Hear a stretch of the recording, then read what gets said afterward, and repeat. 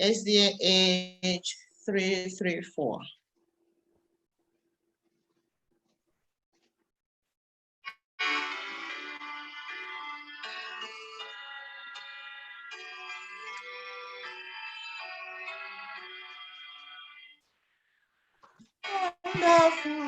Of every blessing to my heart to sing again. Streams of mercy never ceasing, come for song of Father's praise. Teach me how to adore thee, may goodness grow. Why the hope of endless glory fills my heart with joy and love. Here is my Ebenezer, either by thy hope of storm, and I hope by your pleasure safely to our return. Jesus sought me when a stranger, wandering from the fold into rescue me from danger, interpose his precious blood.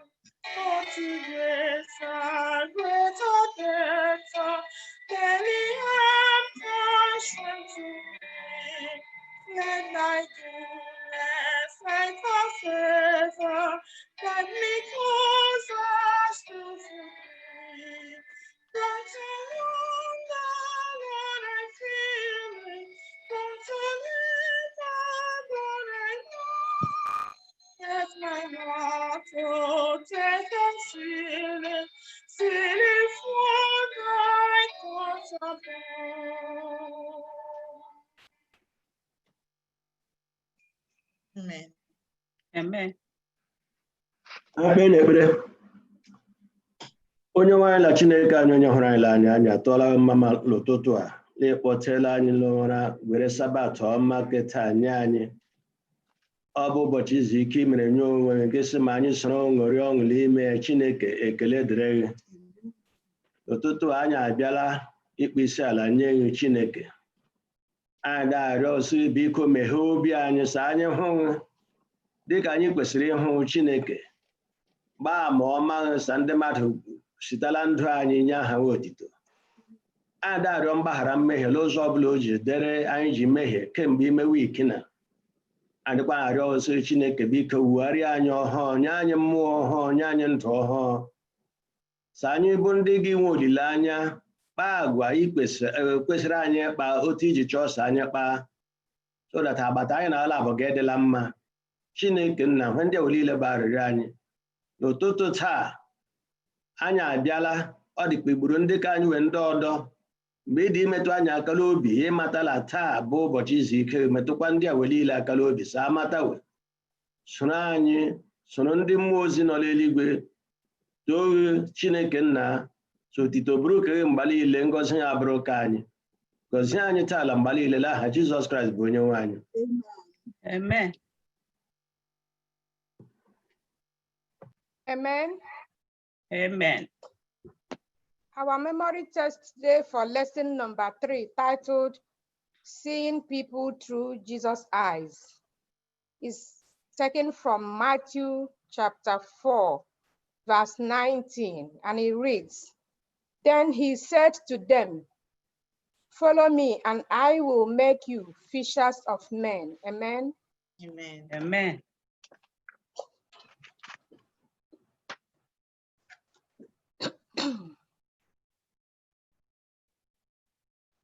Happy Sabbath all. Happy Happy Sabbath. Sabbath. Sister, you skipped the welcome, so I'll do it right away. Okay, happy Sabbath, brethren. We want to invite and welcome you to our Sabbath school today. Wherever you are calling from, whichever part of the world you're calling from, I will want you to know that you're at home. We are all sons and daughters of God. Nobody is a visitor here. So this is your home. Feel free to study the scripture with us. I'm sure you'll be richly blessed today in Jesus' name. Amen. Last week, in our lesson introduction, our study was on power of testimony. The power of testimony. You see, we notice that when we are touched and transformed by the Holy Spirit, when we have encounter with Jesus himself, we will have something to share with others. And if we don't have Christ in our life, we wouldn't have anything to share. So personal testimony, sharing what God has done for us in life, is a powerful testimony to tell others what God has done in our life, what he has doing for us now, and the future plan for our salvation. That is our lesson last week. And this week brings us to lesson 3, which is seeing people through Jesus' power. After our teachers pray, we'll go in straight to our lesson. Teachers pray, please. Elder Chike.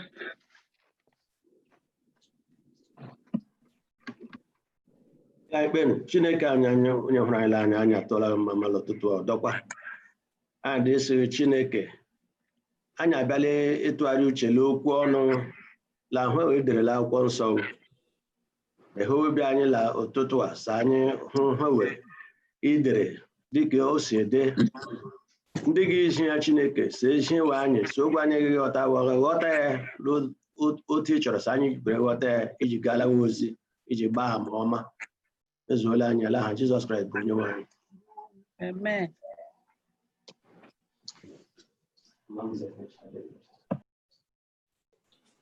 Once again, I welcome everybody to our study.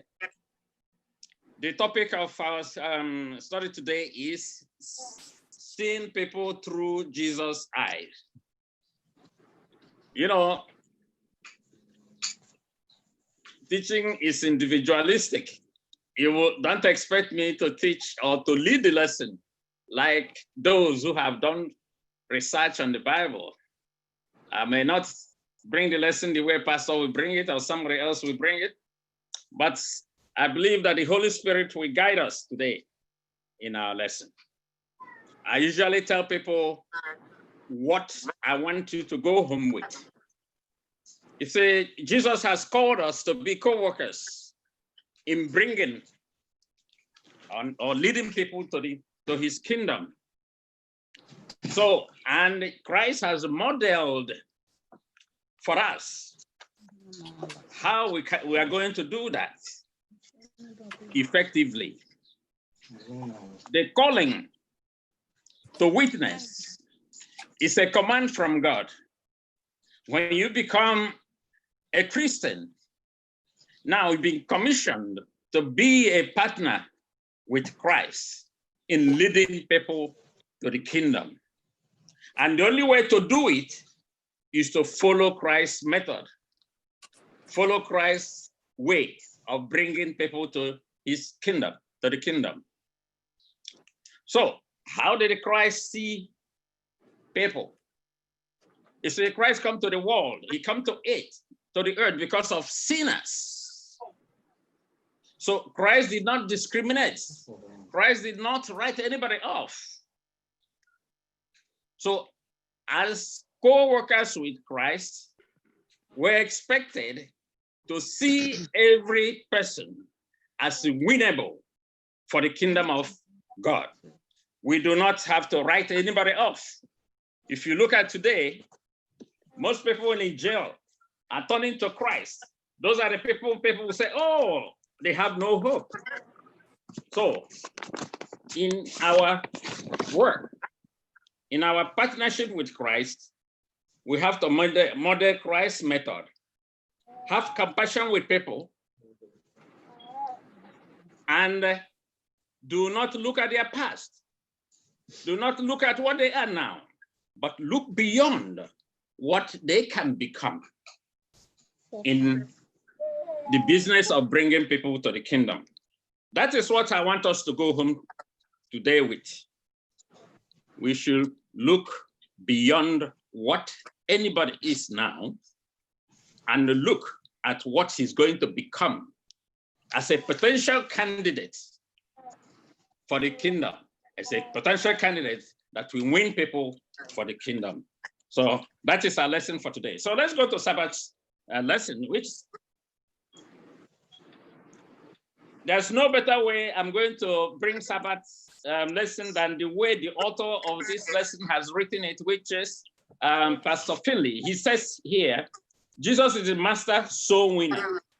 By watching the way Jesus works with people, we learn how to lead others to the knowledge, to a knowledge of salvation through Jesus Christ. And he said in paragraph 2, Jesus saw all women, men, women, everybody as winnable for his kingdom. He saw each one through eyes of divine compassion. He saw Peter not as a rough-mouthed mouth fisherman, but as a mighty preacher of the gospel. He saw James and John not as a quick-tempered, fiery radical, but as enthusiastic proclaimers of the grace. He saw deep yearning for genuine love and acceptance in the hearts of Mary Magdalene, the Samaritan woman, and the woman with the issue of blood. He saw Thomas not as a cynical doubter, but as one with sincere questions. Whether they were Jew, Gentile, male, female, thief on the cross, a centurion, a demon-possessed madman, Jesus saw their God-given potential and he viewed them through salvation eyes. So, what about you today? And there are some people in your life you've written out, you've written off as they are unwinnable. And there are some people around you that he thought they can make it to heaven. God is calling us this morning to begin to see them, everybody, as winnable, as potential candidates to work for Christ. May God grant us that in Jesus' name. Let's go straight to Sunday lesson. This morning, we're going to spend a little time in Sunday lesson and Monday lesson. We're going to begin our study. The Sunday lesson said, second touch. This lesson is packed with a lot of information and a lot of lessons that can impact our life. So we're going to start our study this morning by reading the book of Mark 8, 22 to 26. I would like somebody to read for us, please. They came to Bethsaida, and some people brought a blind man and begged Jesus to touch him. He took the blind man by the hand and led him outside the city. When he had spit on the man's eyes and put his hands on him, Jesus asked, "Do you see anything?" He looked up and said, "I see people, they look like trees walking around." Once more, Jesus put his hands on the man's eyes. Then his eyes were opened. His sight was restored, and he saw everything clearly. Jesus sent him home, saying, "Don't even go into the village." Thank you so much. Now, let's go into the lesson. Let's see what we can get that will help us. As we are hearing this reading, either you are reading by yourself, I want you to pick out something that strikes you in this reading, in this passage. Anybody? The man was brought by his friends. He didn't go by himself. He was brought by his friend. He didn't go by himself. And what is our role as Christians? Direct people to Christ. Our role is to bring people to Christ. Christ. There's something in there again. When they brought him, what did they do? What did they say? They begged him. to heal him. They begged Jesus. They begged Christ. There's a lesson in there, as brought out by who? By the writer of this McFinley. He said, he described the way they asked God, Jesus, to heal him. He said, the second word that is worthy of consideration in Mark 22 is the word begged. It can mean beseech, implore, or exhort. It implies softer, kinder, gentle appeal than loud, boisterous demand. The friends of this man kindly appealed to Jesus, believing that he had both the desire and the power to help this man. Is there anything we can learn from there? The way we pray. You see, when we pray, prayer is what? Begging, interceding, not loud or demanding or commanding God, do it, do it. So that's one lesson I've seen there, the method of our prayer. Now, another thing is that from the prayer, it wasn't this man that came by himself. He needed help. This man was brought by a friend, friends. And these friends interceded on the behalf of the blind man. What is he telling us as the professed Christians today, those who are partners to Christ in bringing people to the kingdom? What is it telling us? You see, sometimes people may not come to Jesus unless we make a move. People have been healed through somebody's faith. So today, as Christians, we can intercede on behalf of somebody that needs help, either physical healing or spiritual healing. Whether the person is accepting or not, pray, intercede, beg Christ to convert this person. You see, our role as Christians is to bring the person to Christ, intercede, continue praying for that person. It is the Holy Spirit that we do the what? The conversion. Conversion, yes. We do our part as we are looking at seeing at this lesson. So there's a reason this lesson was brought to us as Christians today. How do we witness? Is there some people we say, no, there's no need? There are some people that will never come to Christ unless we go and intervene. Now, let's go forward. There's another lesson there. That's another lesson we are going to bring out. Anybody notice something there? He healed the blind man in 2 stages. He's healed the blind man in 2 stages. You see, miracle has been so instantaneous. Most of Christ's miracle come in one shot. Even the 10 lepers, when he saw them, he said, go show yourself to the priest. On their way, what happened? They were all clean. But in this case, Jesus chose to heal this man in 2 stages. Now, what are the lessons? Why in 2 stages? Couldn't he say, no, now receive your sight, and he receives his sight? He healed in 2 stages. What can we learn from that? What was the reason for Christ to heal in 2 stages? What can we learn from that? Yeah, I will say that in our spiritual walk today, we do not walk the same. Our pace is not the same. So we go stage by stage, degree by degree. So how you will attain your own spiritual growth may not be how I will attain mine. Yes. I may need a second touch. You may need to speak to me further for me to be converted, for me to accept Christ, for me to change, not just to one time or one size fits all.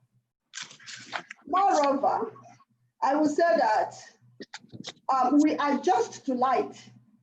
When we are coming from light to darkness or darkness to light, physically, we have to adjust to the room. So maybe that may be the physical aspect of it, but I would say that our spiritual life, our spiritual walk with Christ goes stage by stage. Yes, my sister, that is right. I agree with you. Anybody else has any opinion? Yeah, I have a different perspective to it, meaning that when he healed the blind man, when he asked him, what can you see? He said he can see men like 3. So it means that before he was blind, he knew what a man was, because if you don't know what it is, you won't be able to explain that you can see something. Meaning that he wasn't blind all his life. Yes. So I'm saying that in our Christian life today, some people might have received this word, but they don't really know. They cannot differentiate what the actual truth is. So you actually need to persuade these people, teach them, before they'll be able to come to the realization of what the actual truth is. So we need to really do a lot of work in order to convince people to bring them to Christ. Thank you so much. And I see another reason. Jesus is very, very compassionate to our physical needs. As my sister rightly pointed out, when you are in a dark room, even if you are not blind, you're in a dark room and you suddenly come to the light, the effect is so discomforting. How much more somebody that has been blind for years. Now, Jesus cares for this man's comfort. He cares for his need, both spiritual and the physical need. So the blind man, it takes the blind man time to adjust to the light, as my sister pointed out, and to be exposed to light. Jesus understands the physical condition, and he lovingly ministered to that need of that discomfort when he suddenly comes to light. So Jesus understands all our needs. Do not think that Jesus doesn't care. No matter what is your need today, I want you to know that Jesus cares. He understands it. Secondly, go ahead, my dear. I was looking at that verse 26, and I was like, I have a question there. Go ahead. Like, if you check all the things that all the people that Jesus healed, he used to say, go into the world and tell the people, go show yourself to the priest or something. But in this case, he says, neither go into the town nor tell anyone in the town. So does it mean that there are some things God will do for us that will require us to shut our mouth and not tell people? Thank you for bringing that. I was going to bring it, but sometimes when you're here, you forget some certain points. Now, before I go further, let me add my opinion to that. Jesus said, instead of telling him to go to the town, he said, don't tell anybody, go home. He sent him home. And there's another point there, something also, that when Jesus met him, he took him out of the town to do the miracle. So now when he finished, he said, go home, don't tell anybody. You know, there are certain things we may not know until we reach there. We ask Jesus, why did you take this man out of the town to heal him? Now, my own opinion about go home. You see, as we're going to see in this lesson, you see that Jesus, when he empowered his disciples, he told them start from Jerusalem, Judea, right? Then from home, they expand to the rest of the world. So when this blind man goes home, who's going to see him? He has a home. His family member. His family. So he is going to start his witnessing in his own family, not in the city, not in the town.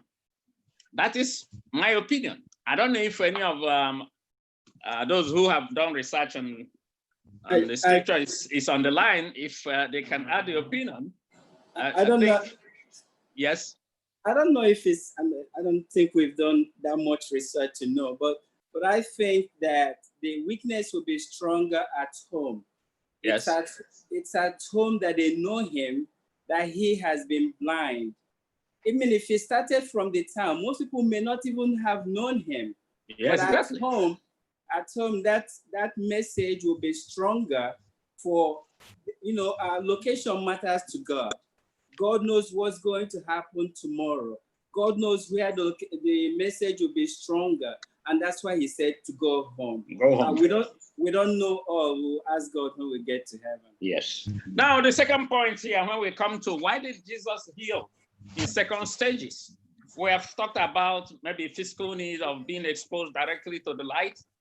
But now, there's a deeper lesson Jesus wants to teach the disciple and me and you. Jesus wanted to reveal to each one of us, including those who were there at that time, that we sometimes need to, sometimes we see people as walking trees going around, meaning that we see people in their past. We see people when we know them, that when they were drinking and doing everything in the past, we see them there. But we never see them of what they can become. And the only way to see them of what they can become, if we ask the Holy Spirit to remove the scale in our own eyes and heal us with, heal our spiritual blindness, so that we will be able to see the potential on people around us, not seeing them as they are. So that is what I think here. The second reason, is teaching us that all of us here, including me, need a second touch. No matter how long you've been a Christian, we need a second touch for Christ, for God to open our eyes so that we will see people the way Christ see them. Yes, my elder Matthew. And I also want to add that could it be that the Christ sent him home so that he could have time to witness for others? Because remember, whenever someone is healed, the crowd is always a distraction for Christ to reach out to other people. Could it be that he wanted to have time also so that he can reach out to others? That way it wouldn't be a distraction. His healing will not be a distraction. That's what I was thinking about. It is a possibility, and I will also add that it could be like Jesus now yet ready to expose himself, because Jesus has a time. Because there's a place I read that sometimes Jesus didn't want people to know exactly whom he is because he doesn't want them to disturb his mission, because they wanted so much to terminate him, to kill him. Now, in this lesson, it is just telling us that we have to see people the way Christ see others, not to see them as Christians, as sinners. When the Holy Spirit touches us and heals us, remove the scale in our eye so that we'll be able to see people the way Jesus sees them. So that's Sunday lesson. And we are moving on to Monday lesson, which is another long, we may spend a little time. I've been trying to see how I will bring bring this lesson without reading the passage. The passage is so long. John 4:3-34. If someone can read at least from verse 5 down. Let's see.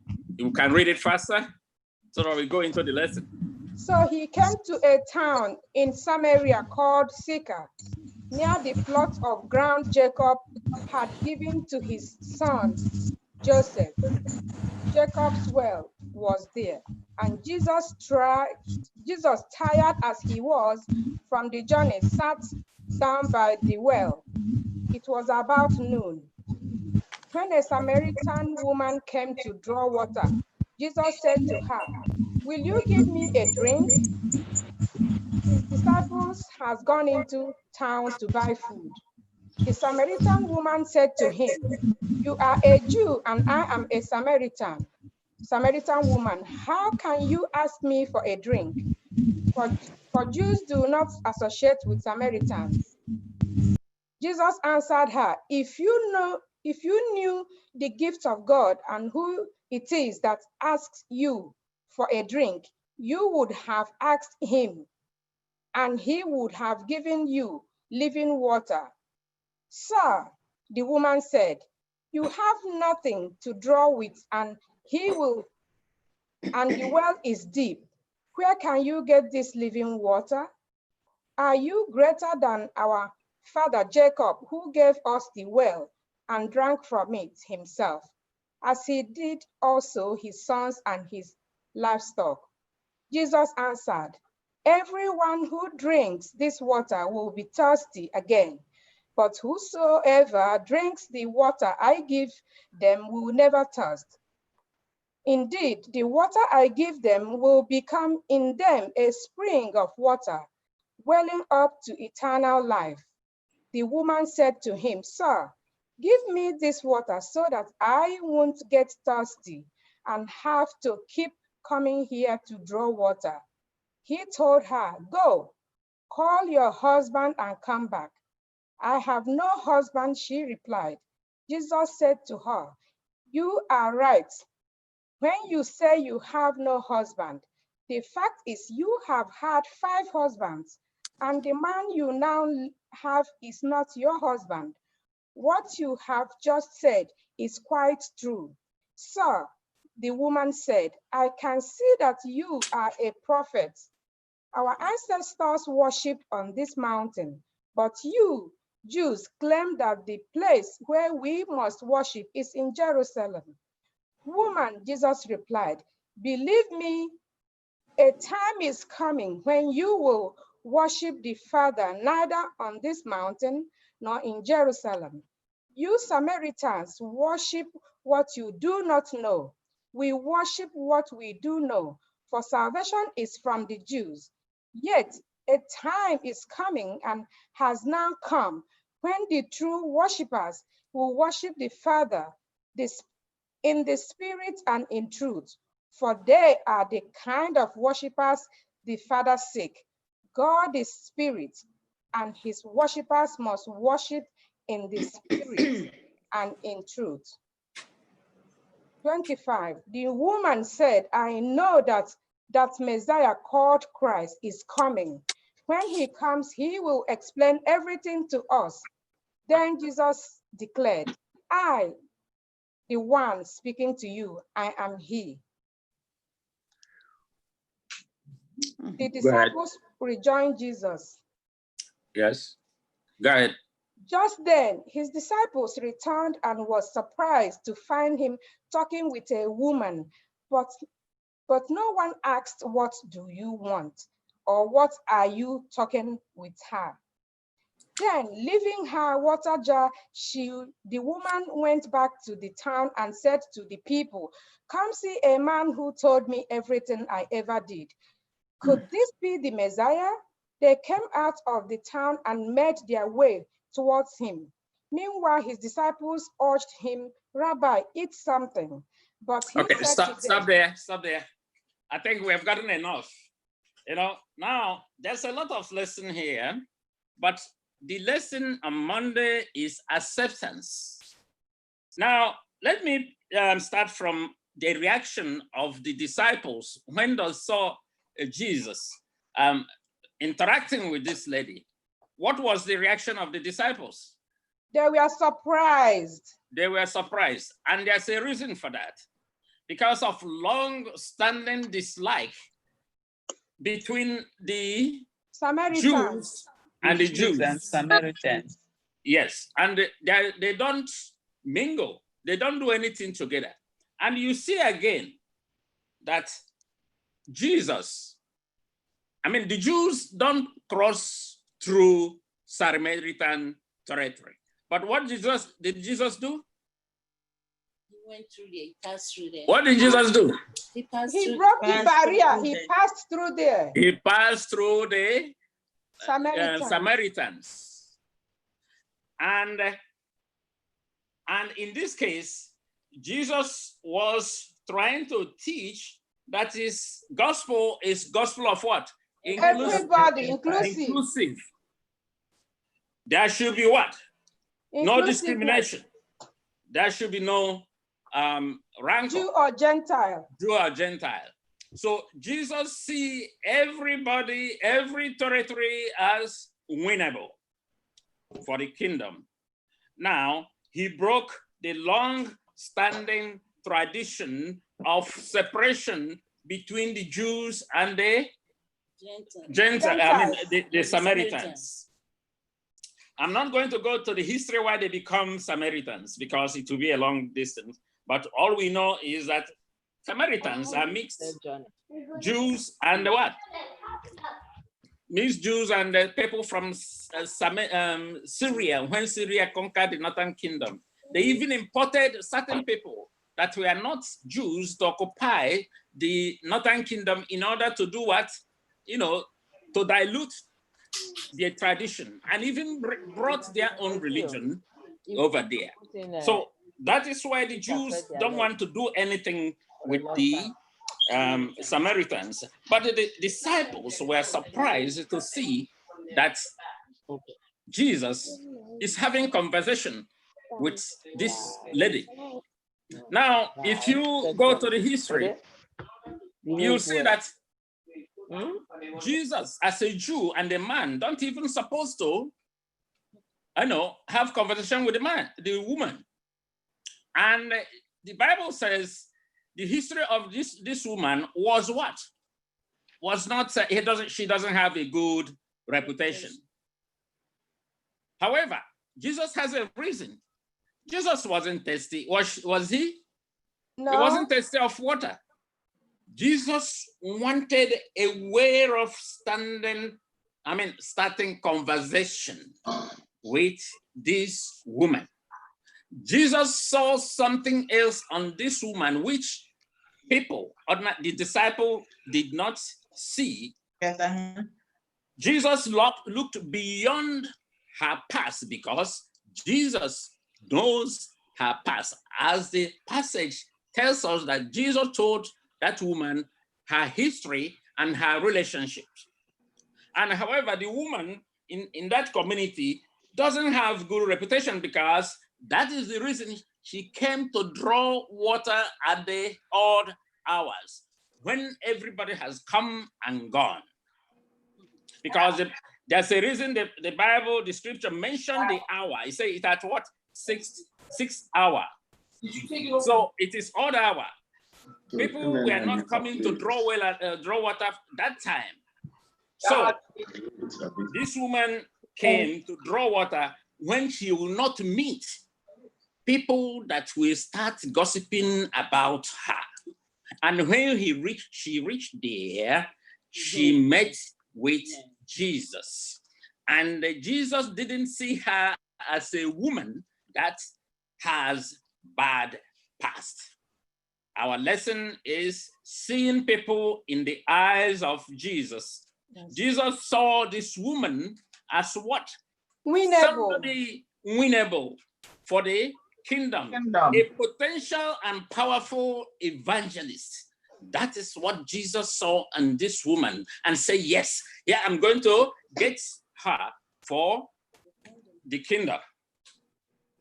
But the disciples didn't see the way Jesus sees people. But eventually, what happened? What happened with the woman? The woman ended up, when she accepted Christ, because she said, give me your own water, which means the woman was empty inside. She was looking for something better. And when she recognized, she said, according to it's like he is a prophet. So he said to Jesus, give me that water, that living water. So eventually, as the conversation went on, Jesus told her about her life. What is the result? She was excited. She didn't even draw the water anymore. She left the pot at the well and ran to the city and said, come and see a man that has told me all I have done. The first people used to sing that song. You know, we had just a song on that. So without Jesus seeing this woman as what she can be, without Jesus seeing this woman as somebody that is winnable for the kingdom and as somebody that can bring people to Christ, he wouldn't interacted with her. And that is our lesson, that we should accept everybody, no matter the person's past. We should witness, bring Christ to everybody, no matter the past. We should look beyond what somebody did 10 years ago. In fact, when I was young, there's a person in our village, you know, we believe in witchcraft. They said, this man, Onya Bonyesh, you know, all of us grew up till today, looking at that man as Onyesh. And really, that is wrong. Sometimes people will look at what somebody has done in the past and write that person off. That is what this lesson is all about. We should not write anybody off, no matter their past. Our part is to introduce that person to Christ. The lesson is look beyond what the person is doing now or what he has done in the past. Look at what the person can become. Like the Samaritan woman, Jesus looked at her present condition. He looked beyond the past and looked at what she can be. And eventually, what happened? This woman became a powerful evangelist and brought the whole city to Jesus. His interaction with Jesus impacted the city, and the city was so receptive about Christ. And that is the lesson in Monday lesson: acceptance, acceptance, acceptance. Accept everybody. Do not write anybody off. I would like somebody to add something if you have, otherwise we go to Tuesday lesson. Anybody has something to contribute? It's also Christ was also sending a message, even to the disciples at the time, that he did not come just for the Jews, that he came for the whole world.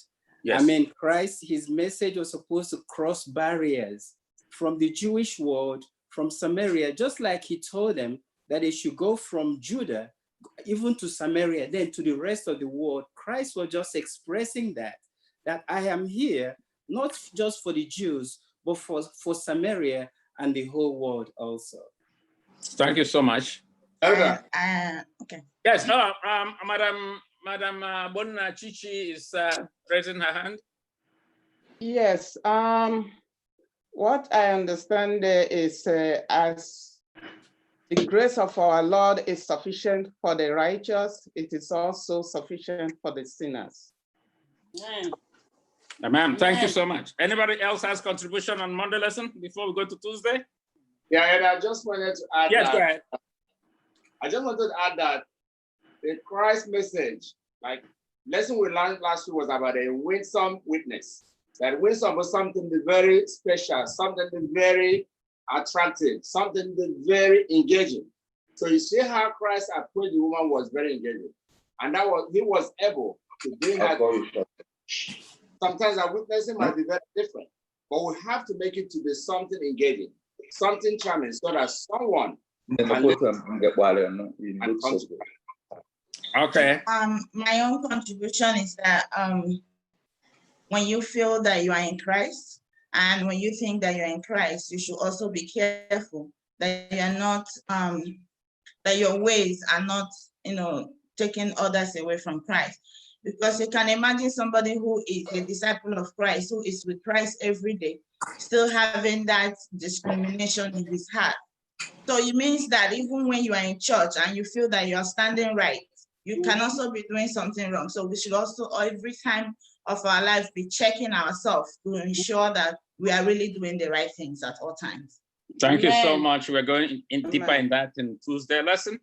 So to conclude tomorrow's lesson, no soul is so sinful that he cannot come to Christ and help to win others for Christ. Now, Mother lesson said, begin where you are. Tuesday lesson, begin where you are. I would like somebody, we're going to read the book of John 1, 40 to 42. Andrew, Simeon Peter's brother, was one of the two who heard what John had said and who had followed Jesus. The first thing Andrew did was to find his brother Simeon and tell him, "We have found the Messiah, that is Christ." And he brought him to Jesus. Jesus looked at him and said, "You are Simeon, son of John. You will be called Caiaphas." Thank you. I would like. Which one translated is Peter. Okay. I would like somebody else to bring Acts 1, verse 8. What did he say? The book of Acts 1, verse 8. 1 verse 8 says, "But you will receive power when the Holy Spirit has come upon you, and you will be my witness in Jerusalem and in all Judea and Samaria and to the end of the earth." Okay, from that reading, more especially the first one, the Acts, Acts of Apostle, verse 1, chapter 1, verse 8, you see that the emphasis is begin where you are. Begin where God has planted you. Begin your witness in your house. Begin your witness from home. Now, there's a question that said, why is it so difficult to win those people around you? Because as Christians, we are called to be the salt of the earth. And the shine, we have to start shining from our home. If I'm not good in my home, how can I tell people to join me? If you recall, I don't know if you have witnessed that at home, there's somebody, he's a Christian, he goes to church. Every time he's having trouble with the wife, fighting every time. And I don't know, lazy got church. Yeah, get to Lambo and be settled on that. As a John, he sat on the good. So our character, our behavior, supposed to be witness. We have to live the gospel in our house, in our compound. When they see your life, when they see the way you conduct yourself, it's way the church. It's way like Jesus. It's way like you have Jesus in your life. Yes, they will say, oh, okay. Since he is behaving that way, and become one of him. So our lesson here said, begin where you are. And the problem, sometimes it's very, very difficult to evangelize or to witness to the people that lives around us, even at our work. If we are troublemakers anywhere we go, how can we evangelize there? How can we witness? Exactly. Amen. Exactly. So what will you be telling people? You see, let me tell you, I've seen pastors, elders. Is that evangelism? Can you evangelize or witness to your children? Seeing daddy is cooking, doesn't eat mommy's food. Mommy's food don't eat daddy's food. And you're going to church every day. How can I follow you to church? That is the difficult of evangelizing. So the first thing is to look into ourselves first. When we look into ourselves and ask God to change our heart, to make us have Christ in our heart and live out Christ's way of life. When you're a Christian, Christian means you are walking or doing Christ's way of life. When they see that Christ's way of life in our own life, then people will follow us. They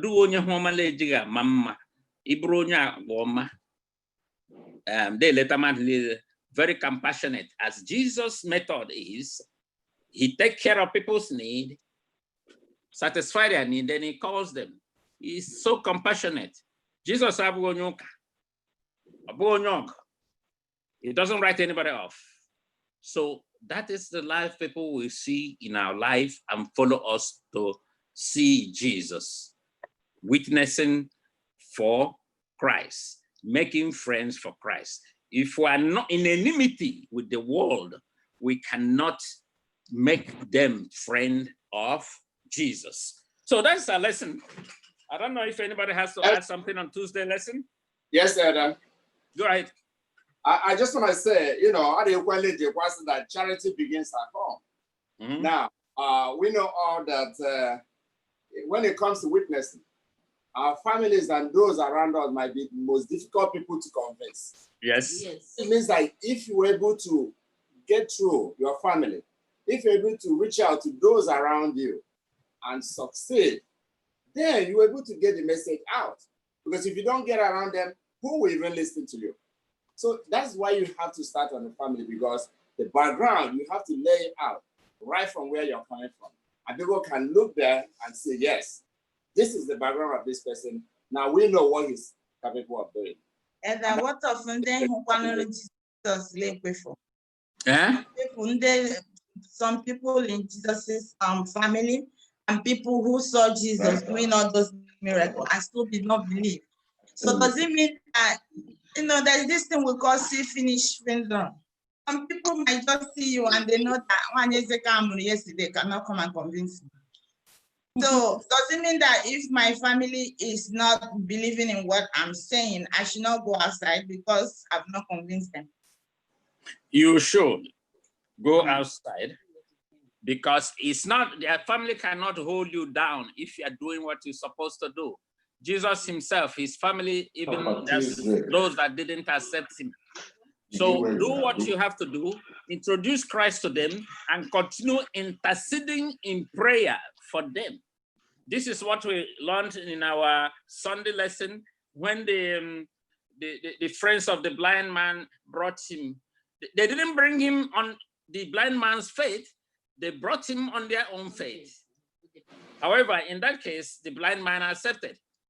But there are people that will not accept.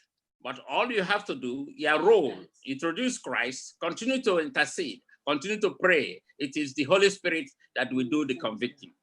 In addition to that, and you do what you're supposed to do. In reference to what she said, you do what you're supposed to do and leave the rest for God. God will take care of it. As long as you're doing it with your whole heart, as long as you're doing it right from what the scripture says you should do. All right. All right, let me come in a little. The title of the lesson for this quarter is making friends for God. You cannot make friends for God when you yourself, you are not a friend of God.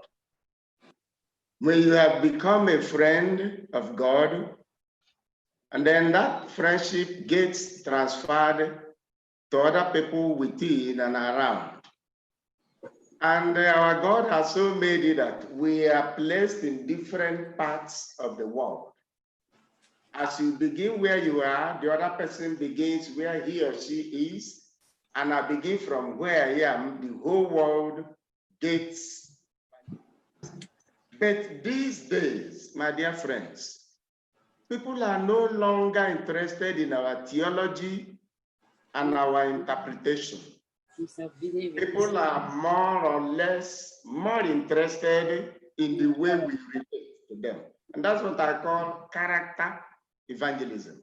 What they see in us, just as Elder is saying, will either draw them or throw them away from Jesus Christ. Thank you. Another point I wanted to bring in here is that this caption, where you are, these days, Go ahead. the way things are, it is not possible anymore for us to come in large gatherings and do evangelism like efforts like we used to do before. So this lesson wants you to know that you can do your evangelism anywhere. It could be in the marketplace. It could be you find yourself at work, in your home, and everywhere you go, you can begin there, because if you wait till the church schedules an evangelism, then it's not going to happen. So this lesson is pointing out that even when you don't put a tent and you start preaching to people, you can still do it at work, in the market where you buy, to your customer who you buy something from, and everywhere. And how do you do that? Just like the last speaker said, your character. See the need in people. When you start seeing people and seeing their need, and you look into their eyes, you know what they need, you meet their need, you associate with them in kindness and love, you will be evangelizing without even quoting the Bible to them. So you start by being kind, by being nice, and carrying people along with you. You do not undermine anybody. Your character, like the last speaker said, is what is going to do it. So from what is happening to us now, I don't know the next time we are going to get together and go and do an evangelism here and there. So begin where you are, at work and everywhere, with your character and with how you see people's needs. Okay, Nnameka.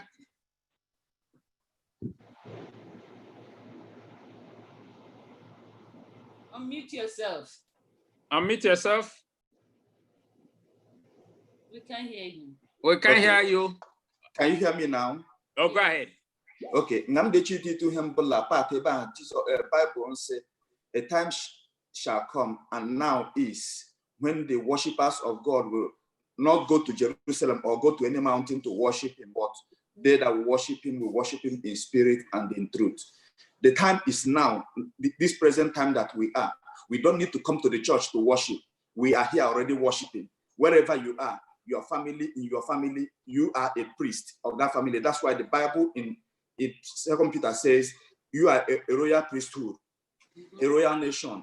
You have to declare the glory of him that called you out of darkness into his marvelous light, where you are. That's where he placed you, where you are. Wherever you are, preach the gospel. You don't need to wait until we gather. You have to do it where you are. You don't need to go to Jerusalem again. You don't need to go to any mountain. You have to start where you are. Amen. You have to worship him in truth and spirit. Amen. Thank you for that contribution. But I want to clear something here, that that does not mean we are not going to gather in churches, so that we should not mistaken that. Yeah. Spread the gospel anywhere you are, your job, your community, wherever you are. Even your life will be a testimony of Christ, wherever you are. Yeah. So Wednesday lesson is saying, dealing with difficult people. I'm going to read what McFinley wrote on that lesson. Jesus was a master at dealing with difficult people. By both his words and actions, he demonstrated acceptance. He listened sensitively to their concern, raised questions, and gradually revealed the divine truths. He recognized the inner longing in the most hardened hearts and saw potential in the vilest sinner. For Jesus, no one was beyond the reach of the gospel. Jesus certainly believed that none have fallen so low, none are so vile, but that they can find deliverance. I think this was taken from Desire of Ages, page 258. So in that, our time is going. Let us read Luke 23, verse 39 to 43. Let us see how Jesus treated this violent offender. 23, 39? Yeah. Luke 39 to 43. Then one of the criminals who were hanged blasphemed him, saying, "If you are the Christ, save yourself and us." But the other answering rebuked him, saying, "Do you not even fear God, seeing you are under the same condemnation? And we indeed justly, for we receive the due reward for our deeds. But the man has done nothing wrong." Then he said to Jesus, "Lord, remember me when you come into your kingdom." 43. But Jesus said to him, "Assuredly, I say to you, today you will be with me in paradise." Yes. If we are human, as we are, and on the cross, I'm dying. I didn't do anything. I'm even trying to serve you. I'm dying the death is supposed to die. You know, and this man is a criminal. There's two of them. As humans, we will justify, okay, yeah, on death is all right. But Jesus didn't do that. This criminal who accepted, yes, I'm a criminal. Dying criminal lays hold on the dying Savior. But Jesus did what? Accepted him. Jesus did not write him off. He didn't say, you are right, you're supposed to die. That is seeing people through the eye of Jesus. For me, I'll say, oh, you are just fine, go die. But Jesus, knowing that he is dying because of that sin on the cross, the sin of the thief. If Jesus said no, well, the blood he's spilling will be what? In vain. Jesus is spilling that blood for him. He accepted. You can say, what's the difference? There are two of them. One accepted, one did not accept, but mocked our dying Savior. So it is important that we give everybody chance of repentance. The man, criminal dying on the cross, he accepted Christ as his Savior. He said, remember me when you come to your kingdom. But Jesus immediately accepted the dying criminal. And he didn't look beyond what he did, what he has done in his life. He looked him and at the eye and say, today I'm telling you, you will be in my kingdom. So that is how Jesus looked at people. Because our lesson is seeing people the way Christ see others. And that is what we are called to do. The lesson, if there's nothing else you will get today that nobody is beyond winnable for the kingdom. Even the criminal Jesus rescued him and gave him salvation. That is our lesson. Our time is up. Now, anybody has any contribution before we say a few things on Thursday lesson? Yes. What I think is that me and you, who we are today, there is no way we would have believed that that thief will make it to heaven, because we write people off very quick. So this lesson is telling us that even as we are, even in our sick bed and even in our dearest moments, that Christ is still waiting and listening for us to come back to him. It is never too late until you take that last breath. So this man used the opportunity that he had. So me and you now, we have a lot of opportunity. And this area of the Bible gives me hope every time, because it means that no matter what it is that you have done, that if you sincerely, even in the last moment of your life, you raise your hand to Christ, he will rescue you and he will take you back. So it is comforting to know that even that thief was able to get favor from God. So we should rejoice that we are, even at our last moments, that we can. And we should not judge people and think that they are completely gone. Because people who saw him go to the cross to be crucified, that thief has already written him off, not knowing that he will go to heaven because of what he did at the last moment. So we still have chance now. Thank you so much. Now, Thursday lessons, sensing providential opportunities. Okay, we're not going to read that. You know, everybody knows that is the story of Philip, and the angel gave him opportunity to witness to the Ethiopian eunuch. It is an opportunity. So, and eventually the Ethiopian eunuch carried the gospel to where? To Ethiopia, to Africa, and it spread. So each one of us today has opportunity to witness Christ. Our opportunity is that we have known the scripture. We have known the Bible. We have accepted Christ as a personal savior.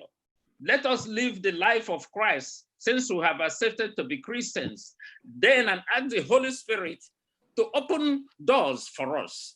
The most important thing is for us to give our heart to Christ. When we give our heart to Christ, he will open opportunities for us to witness to others. And I know that some of us here has been doing it in our various places, our job, our home, wherever we are.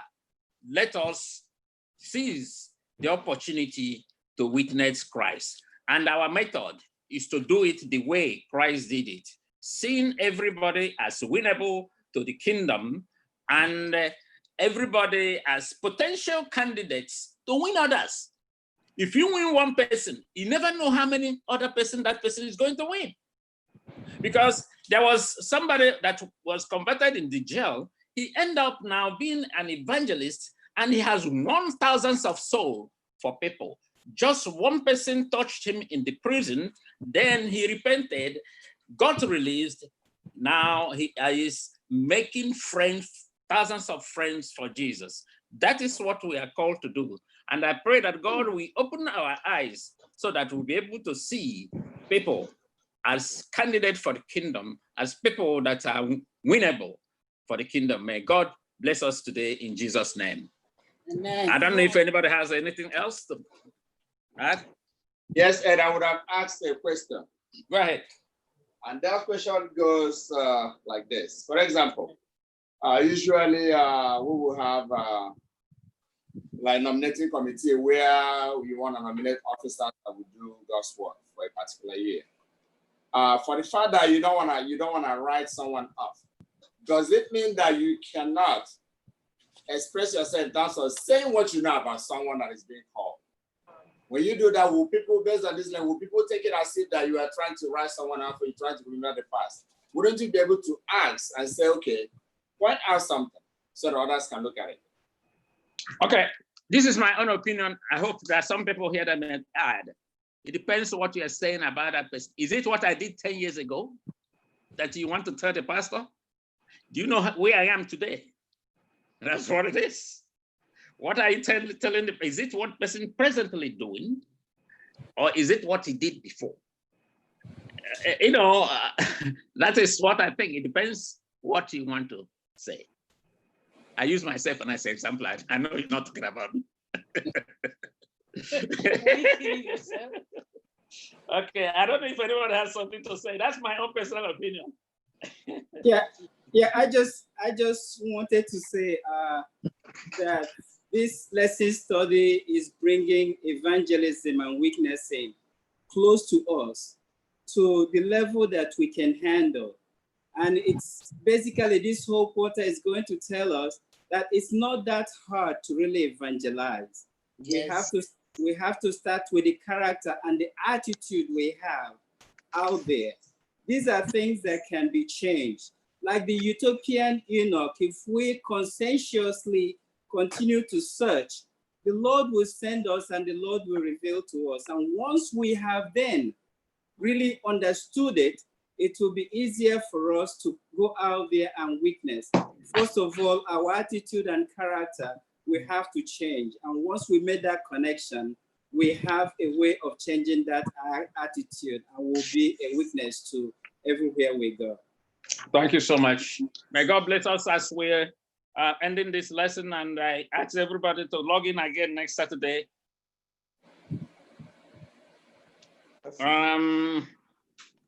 Expense offering. Amen. Amen. This is the time for our Sabbath School expense offering. Please go to festivalsdachurch.org and give generously to support our Sabbath School worship. As you do this, may the Lord bless you in Jesus' name. Amen. Amen. Ọbatam Chukwu n'ogige nsọ gị, ya ga-ewe ụwa nkọ dịka ihe ubi, ka m bụrụ nke gị ụbọchị m niile, ka obi m jupụta n'otuto gị. Ọbatam Chukwu n'ogige nsọ gị, ya ga-ewe ụwa nkọ dịka ihe ubi, ka m bụrụ nke gị ụbọchị m niile, ka obi m jupụta n'otuto gị. Amen. Amen. Amen. Once again, I want to thank everybody that logged in this morning to study with us. We are so pleased to share the word of God with you. Wherever you are logging in this morning, I know that you have been richly blessed, and Christ is telling us to see people. If we're going to be co-workers in the business of bringing people to the kingdom, we have to follow the example of Jesus Christ. See our fellow human beings the way Christ will see them. May God bless us today as we continue our worship in Jesus' name. Amen. Amen. Before we sing the closing hymn, I have one announcement, a special announcement. We have like 74 people participating at this time, but we can see that it's only like about 30 people who are using their videos. This app is being monitored and we have to account for whatever we are doing.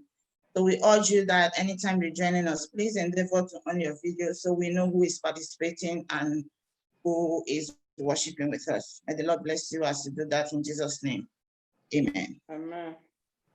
We'll now close the Sabbath School by singing from SDAH number 88. SDAH number 88, I sing the mighty power of God.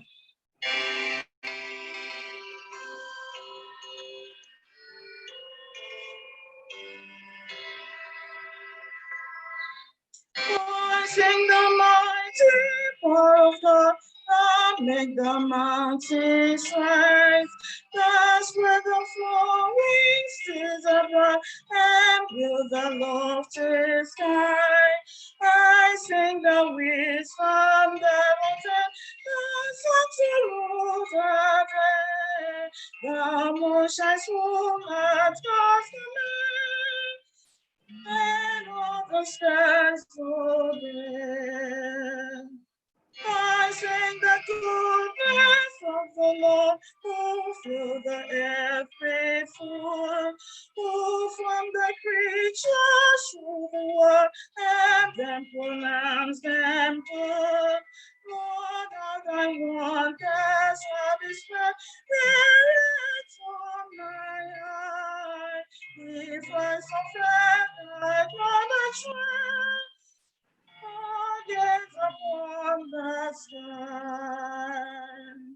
That's what the clouds of below, darkness thy glory store. And clouds arise and tempest blow by other from thy throne. While other borrows life from thee, is in thy hand I care, and everywhere that we can be, our God is present there. Amen. onye nwe anyị na Chineke anyị atụọkwala gị mma mmụọ ọdọọla ụtụtụ ala lesson ọma ka anyị mụrụ. God of second touch, God of second chance. Chineke keleji ya right matter off. Chineke keleji ya ele mmehie anyị anya. Mee na anyị buru ha ọma ndị a we. Obi anyị jurula ekele l'ụtụtụ a, ụtụtụ Sabat a. Mgbe ọpara nọ n'ala ụwa, ehita bụ Sabat ọ dịla agagharị dị eme ihe ọma niile dị iche iche. Da agwọ ndị mmadụ, da enye ndị mmadụ nri, da enye ndị mmadụ ndụ, da enye ndị mmadụ olileanya. Chineke, as in the time of old, anyị sịkwa imekwara anyị ụdị a taa. Gọzie anyị n'ụbọchị nke taa, gọzie ofufe anyị. Mee so ofufe anyị bụrụ ha ga-anabata ebe ị nọ. Mee so agbata anyị n'ala abọdịrịla mma. Ọ dị ego anyị agụụ ịnụ na gị, ọ dị ego anyị agụụ ịkpa agwa gị, ọ dị ego anyị agụụ ime ihe ị chọrọ sa anyị mee. Beta Adam ochie nọ n'ime anyị adịghị ikwu anyị. Anyị bịa ya jichie anyị ike. Anyị dasị Chineke increase our faith. Gbaa anyị ume, tụkwasịrị anyị okwukwe sị anyị bụrụ ndị gị so ụzọ gị. Ala Kenan dị anya, ọ dịbasịkwa anya ahụ. But with you, all things are possible. Yes. Mezuola anyị ya taa Chineke, ma nabata anyị arịọla ya. Believe o, dị gị mere anyị ala ha Jesus Christ bụ onye nwe anyị. Amen. Amen. We thank you so much for joining us in Sabbath School today. We encourage you to please also join us next Saturday, same station, same place, as we will bring you another lesson titled Prayer Power. May the Lord bless you as you continue to commune with us in Jesus' name. Happy Sabbath day. Happy Sabbath day to you all. Till we meet again, hallelujah. We welcome you to Sabbath School. We are happy that you are here.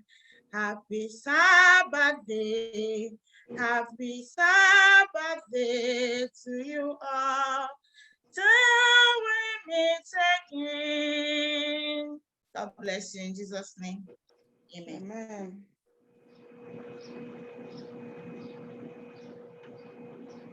Happy Sabbath, Church. We have a few announcements for today. The first is that we will be having our board meeting next Sabbath, July the 25th, by 7 p.m. here on the Zoom line. So all board members are encouraged to join during this meeting. So next week, July the 25th, by 7 p.m., we will be having board meeting. We will be continuing our midweek and our Vesper service worship on Wednesday and Friday, respectively, by 7 p.m. here on this line as well. So everyone is encouraged to join during our midweek and our Vesper service. Our final announcement, Sister Gold has already mentioned it, but just wanted to reiterate that we're all encouraged to turn on our cameras during worship. We would like to see who is participating in this worship, and we would like to see what is going on because the worship is being recorded. So you are encouraged to please turn on your cameras. these are all the announcements that we have for today. If we have any others, the first elder will bring it to you. And as we do all these things, may the Lord bless you all in Jesus' name. Amen. Happy Sabbath, saints of God. Happy Sabbath. As we move on to our second segment of the service, on behalf of First Igbo SDA Church and the pastor, I'm welcoming each and every one of us, wherever we are calling in from, wherever we're logged in from, Africa, Europe, Asia, wherever. I say, may God be with us as we worship Him today. Welcome. Feel free, relax, and enjoy the service. May God bless you all in Jesus' name. Amen. You are welcome in the name of the Lord. You are welcome in the name of the Lord. I can see you, the glory of the Lord. You are welcome in the name of the Lord, of the Lord. You are welcome in the name of the Lord. You are welcome in the name of the Lord. I can see you, the glory of the Lord. You are welcome in the name of the Lord. Jehovah is your name. Jehovah is your name. Mighty warrior, great in battle. Jehovah is your name. Jehovah is your name. Jehovah is your name. Jehovah is your name. Mighty warrior, great in battle. Jehovah is your name. Who is like unto thee, O Lord? Who is like unto thee, O Lord? Who is like unto thee, O Lord? Who is like unto thee, O Lord?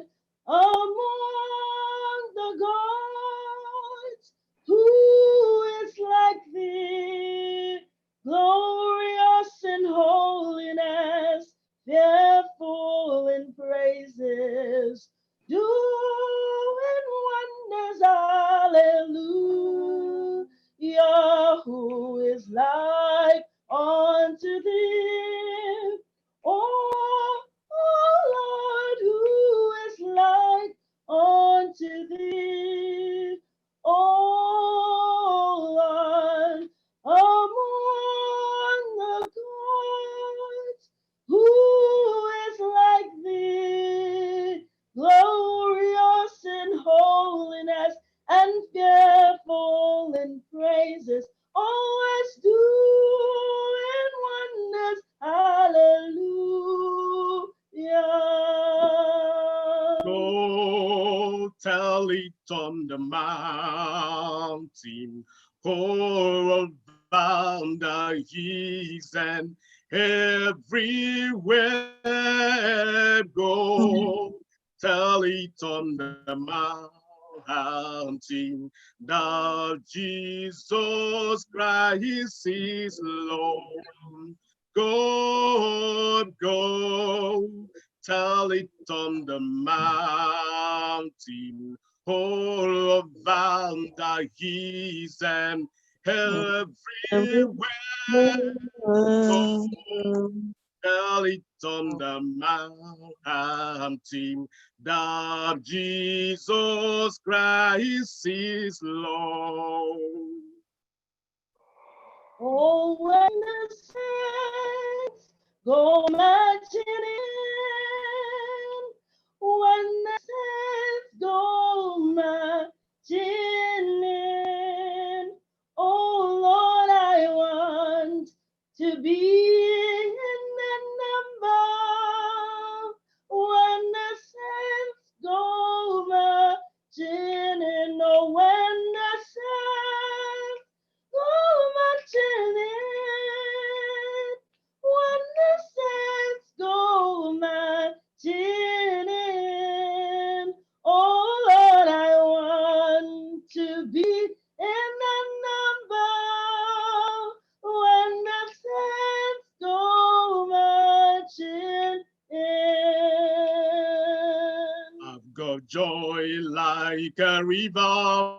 I've got joy like a river. I've got joy like a river in my soul. In my soul, I've got joy like a river. Joy like a river. Joy like a river in my soul, oh, in my soul. I've got peace like a river, peace like a river. I've got peace like a river in my soul. In my soul, I've got peace like a river, oh, peace like a river. I got peace like a river in my soul. When you see Agamana Lakadima, Agamana Lakachasima, Melusirolum, Melusirolum, Agamalana Lakasima, Agamalana Lakachasima, Melusirolum, Ebeches present. Ebupeyaneruari, agamala nalakachasemamelusirol, ebe marama, ebo bibioma, yendi kwere fundi mariruwa, agamala nalakachasemamelusirol,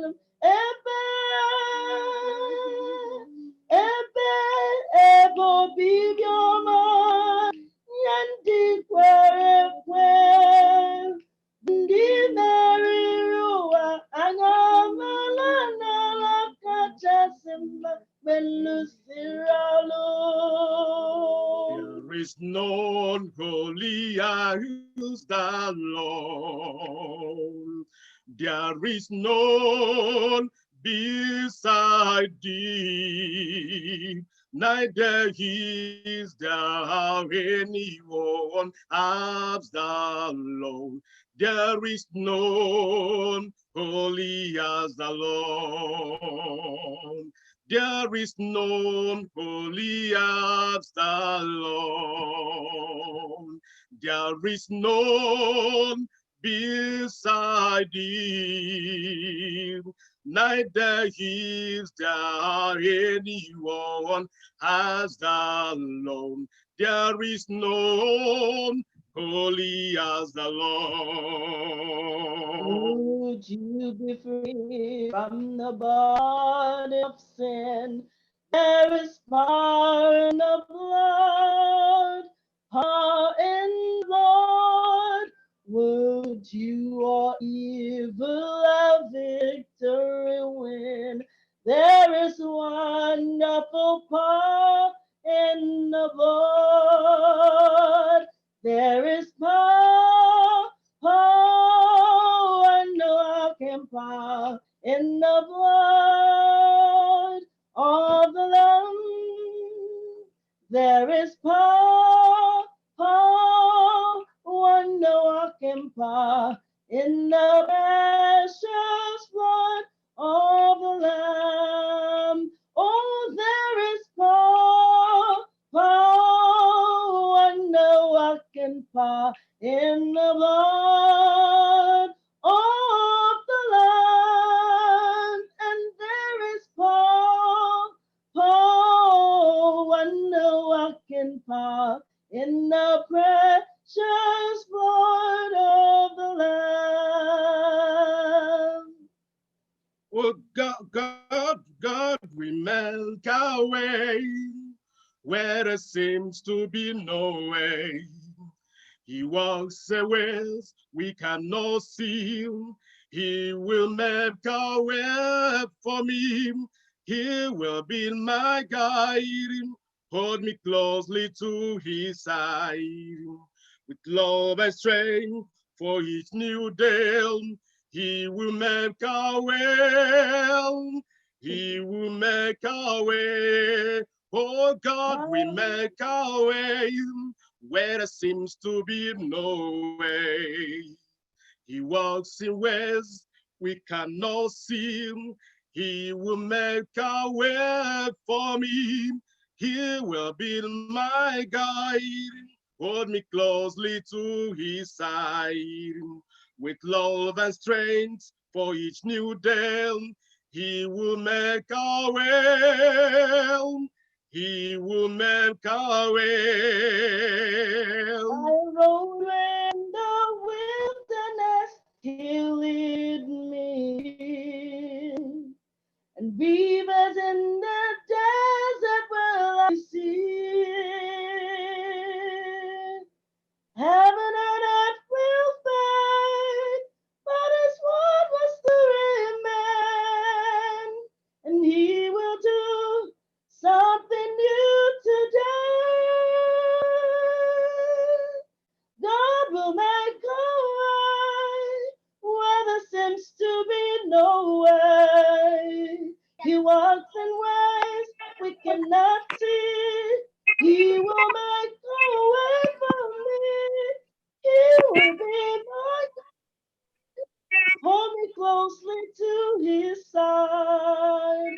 With love and strength for each new day, he will make a way. God will make a way. God will make a way where there seems to be no way. He walks in ways we cannot see. He will make a way for me. He will be my guide. Hold me closely to his side. With love and strength for each new day, he will make a way. He will make a way. Amen. Amen. Amen. Amen. Let us take our affirmation of faith, which is found in Psalms 18, verse 1 through 2. And it reads, I will love you, O Lord, my strength. The Lord is my rock and my fortress and my deliverer.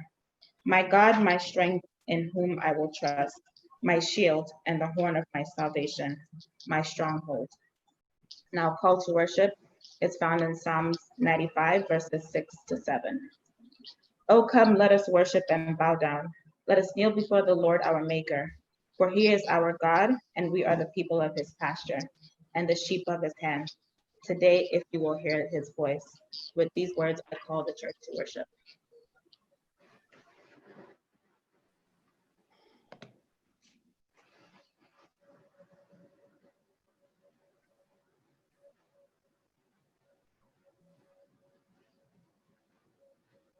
Mama, give you Unmute muted. yourself. Unmute yourself. I'm sorry. Oh, worship the King, oh glorious above, oh gratefully sing his wonderful love, oh shield and defender, the ancient of days. Pavilion in splendor and girded with praise. Amen. cheta ụbọchị izu ike doo ya nsọ. Ụbọchị isii ka ị ga-alụ ọlụ jee ozi gị niile. Ma ụbọchị nke asaa bụ ụbọchị izu ike nke Jehova bụ Chineke gị na-enye gị. Heavenly Father, in obedience to this injunction, your sons and daughters have gathered in various places to worship. One thing we do pray for at this time, Lord, is that you fill our hearts with your Holy Spirit. May your angels descend with your love and mercy. May they ascend with our prayers and supplications. I pray that everything that will be done during this sweet hour of worship will be acceptable in your sight. Amen. Jesus Christ. Amen.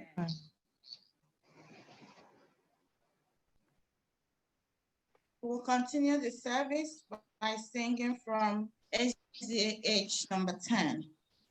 SDH number 10.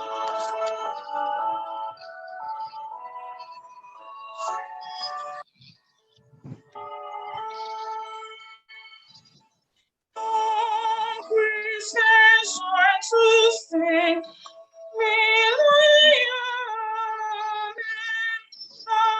press to Christ our King, hallelujah.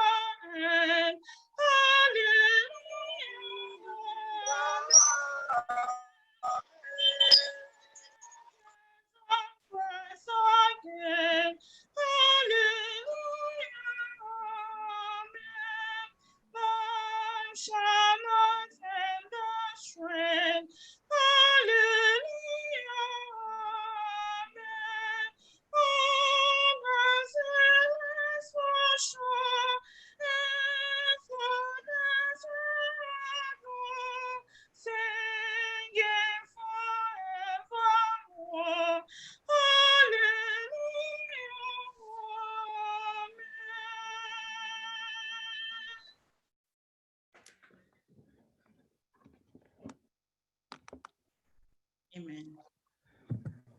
Yes, we praise the Lord for his goodness. We praise the Lord for his enduring blessings on us. And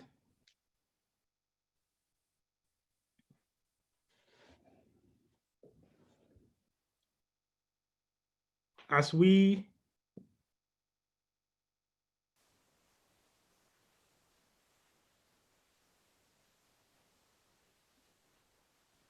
go into the education, this is a time we come for praise and thanksgiving because the Lord has been so good to us. Today we are celebrating victory. Another victory in attainment. That even in the midst of COVID-19, we can all say our children, our families are excelling. Death would not hold us down. Sickness would not hold us down. Nothing that the enemy brings our way will hold us down. Success will continue to be our portion because we serve a faithful God. So today, we have families celebrating, our children, our mothers celebrating success, because God is a God of success. So some might have that pain that they would not be able to recognize, that the ones they are expected to be here to recognize them are not here. But nonetheless, Jehovah Almighty is here to recognize and to take all the glory, for he has done it again, and blessed be his holy name. So at this time, I want to let you know, and the church, all of us in unison, let us celebrate our mothers, our children who have all attained higher heights in their educational pursuit. Graduation is not something that comes easy. Rather, the Lord has made it possible. Let us rejoice together and pray that the Lord will continue to bless these individuals.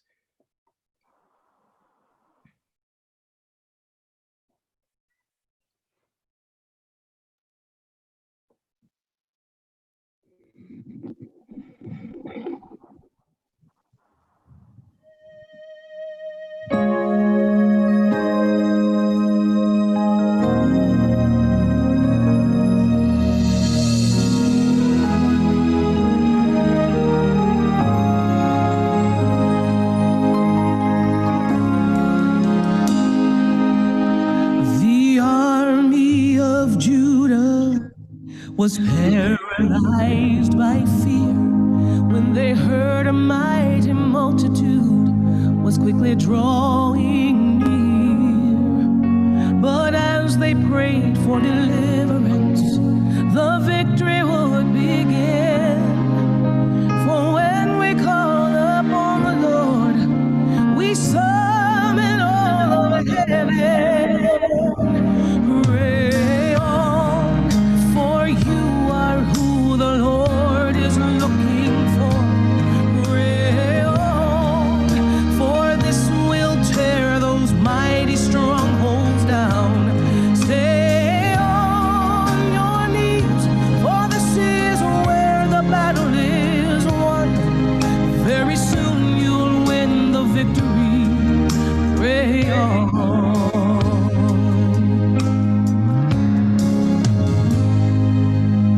When Daniel faced the lions for worshiping the Lord, it seemed there was no hope at all for what would be in store.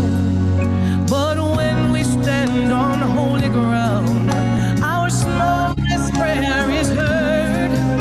Instead of on our circumstance, our eyes are on the Lord. Pray on, for you are who the Lord is looking for. Pray on, for this will tear those mighty strongholds down. Stay on your knees, for this is where the battle is won. Very soon you'll win the victory. Pray on.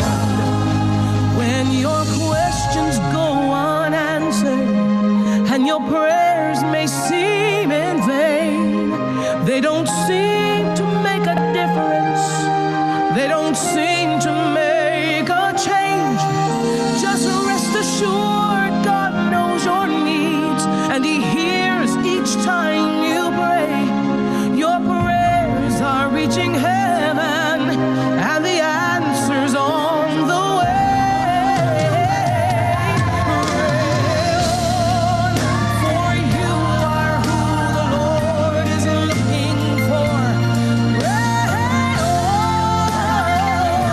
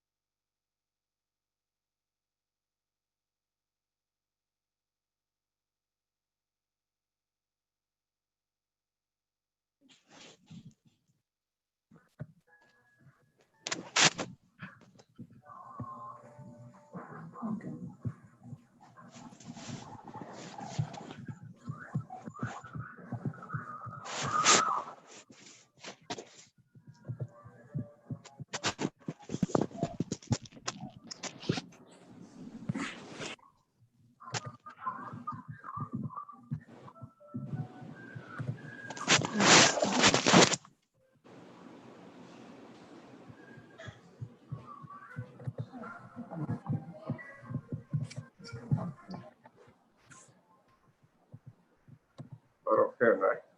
This is 1 minute. In my hair.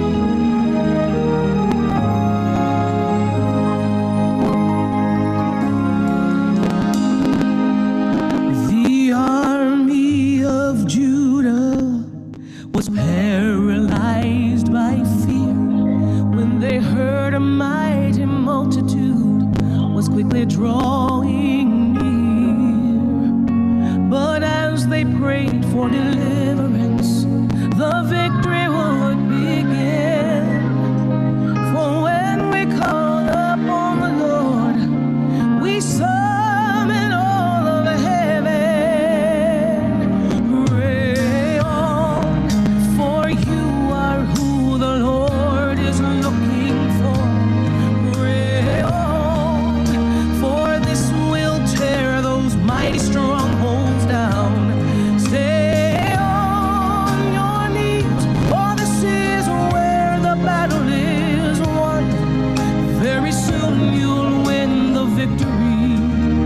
Pray on.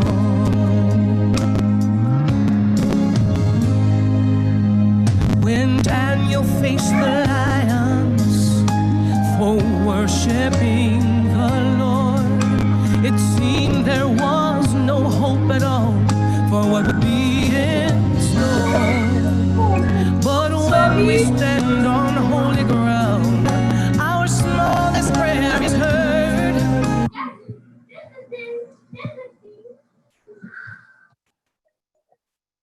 Instead of on our circumstance, our eyes are on the Lord. Pray on, for you are who the Lord is looking for. Pray on, for this will tear those mighty strongholds down. Stay on your knees, for this is where the battle is won. Very soon you'll win the victory.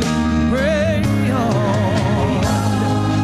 When your questions go unanswered and your prayers may seem in vain, they don't seem to make a difference.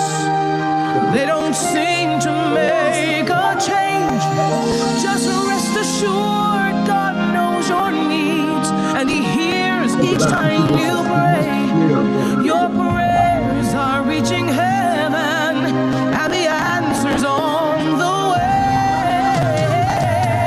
Pray on, for you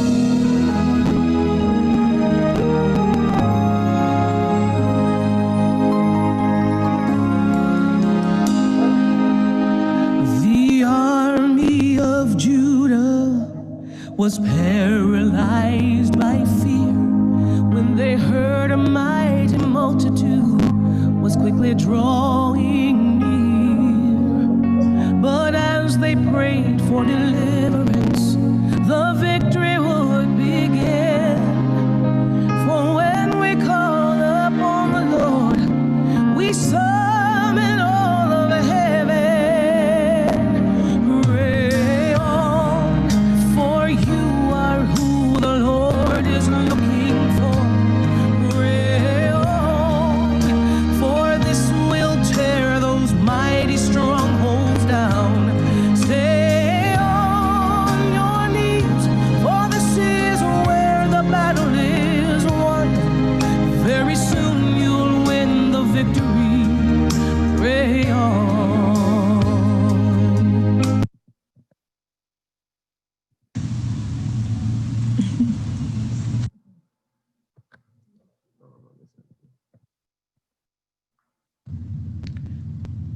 Hey everyone, congratulations on your graduation.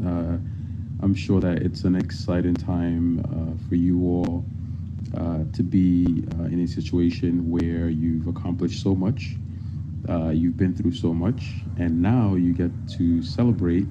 Apologies for the times that we're in with the coronavirus. Obviously, this is not the ideal situation that you want to be in. But funny enough, that's life. Life will really give you the unexpected, and you have to be prepared. So I'm just saying congratulations all the way from Lagos. Continue to work hard, continue to give it your all, and as you transition, remain diligent in your work.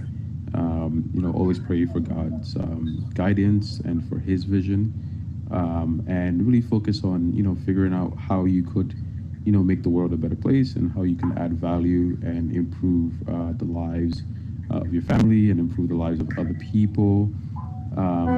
Really proud of you all. Hopefully we get to see you soon. All right, take care. On behalf of myself, my entire family, I want to congratulate my wife for her second master's degree in a reputable university, Columbia University. I want to thank God for this achievement. She did not achieve it by her own power, by her own might, but by the special grace of God. Therefore, we give every honor and glory to God. Secondly, I want to say that my wife, her pursuit for academics did not change or change her spiritual life. She carried both of them along. What a special achievement through God. I want to thank her, thank everybody who supported her for being a role model to the entire family. Thank you and God bless you. I will as well use this opportunity to thank God Almighty, who had given me the strength, who had given me life, who had been there for me. I know that God's presence is always before me, and that's what gives me the encouragement and the determination to continue to do what I'm doing.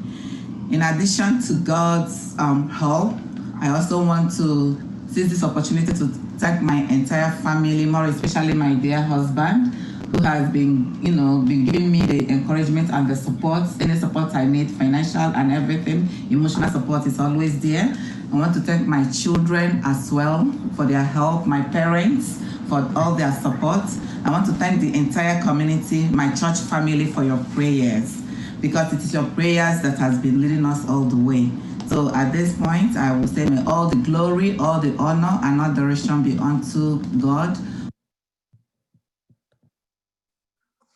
My name is Ihechi Imo. And my name is Zuri.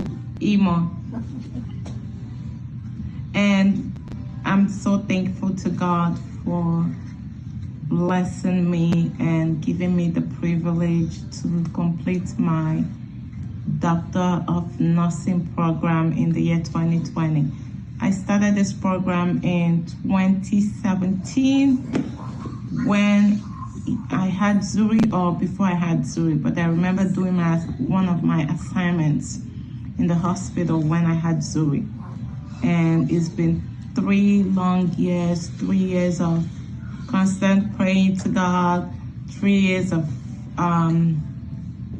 stress. I've had times when I cried. I've had times when I felt like giving up. But I'm thankful to God that God saw me through this milestone in my life. And again, I'm forever grateful. I'm thankful to my husband, my kids, my extended family, my parents, my sister, my sisters, my brothers for the prayers, the encouragement, the blessing, and most importantly to God for giving me the courage to finish strong. Newest doctor in the family. And amen. I am so blessed. Amen. That's true. Yes. And I'm thankful that God has led me thus far in my life, in my career.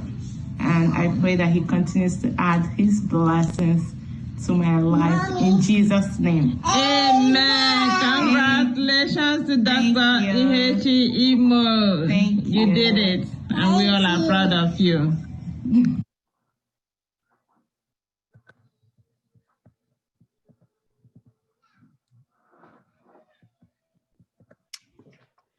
We bless the name of the Lord, and we thank the Lord for this which He has done. And we will continue to bless His name. So, church, join me as we praise our Almighty Father. Let's bow our heads as we pray. Heavenly Father, we adore you. There is none like you. There is no boundary, nothing that can limit your ability and your mighty power. COVID came, sickness came, but you saw your children through. Even when they lost their loved ones, Father, you stood by them. Who is like unto you? Today, what we're witnessing is your awesome power. So we give you glory. And we pray that you will continue to lead. This is not the end.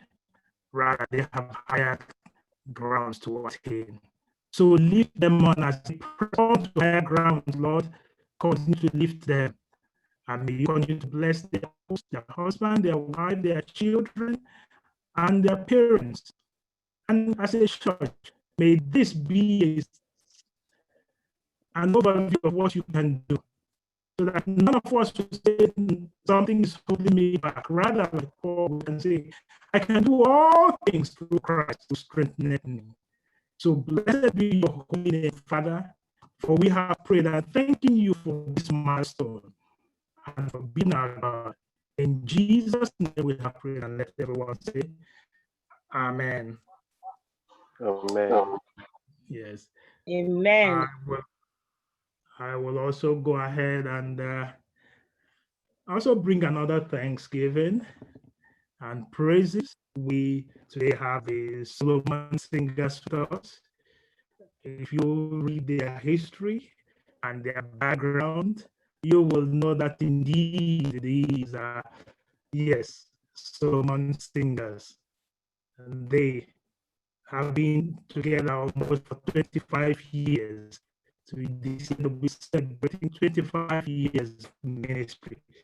A family wherein parents, just like the Lord in that injunction, saying, train up the child in the way he or she would go. But this one is train up children in the way that they or she will go. I mean, they will go and they will, when they are up, they will not depart from it.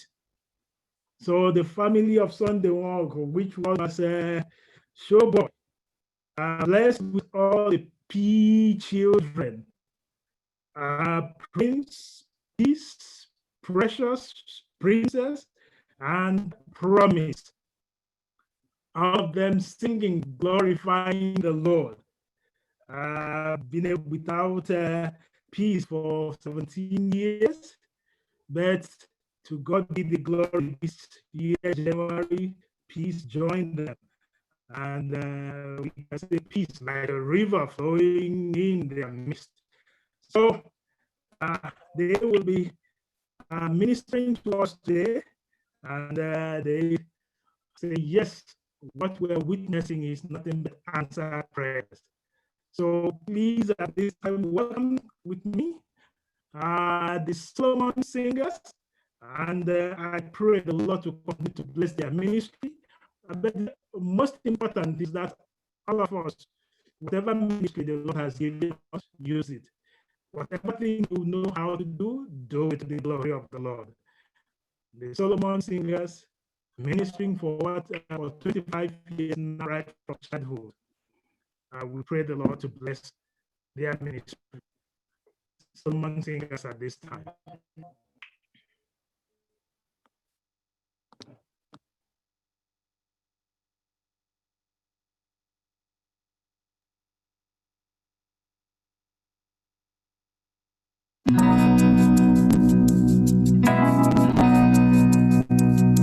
If you've been walking the same old road for miles and miles, if you've been hearing the same old voice tell the same old lie,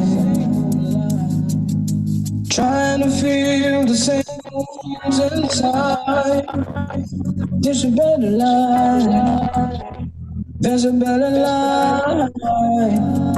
If you got pain, he's a pain taker. If you feel lost, he's a way maker. If you need freedom, a saving, he's a prison shaking savior. If you got chain, he's a chain breaker. We've all searched for the light of day, the day of night. We've all found ourselves falling out from the same old fight. We've all done the things we know just ain't right. There's a better life. There's the better life. If you got pain, he's a pain taker. If you feel lost, he's a way maker.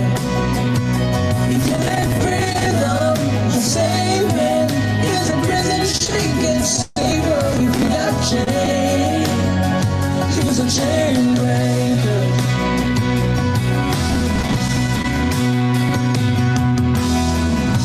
If you believe it, you receive it. If you can feel it, somebody testify. If you believe it, you receive it. If you can feel it, somebody testify, testify.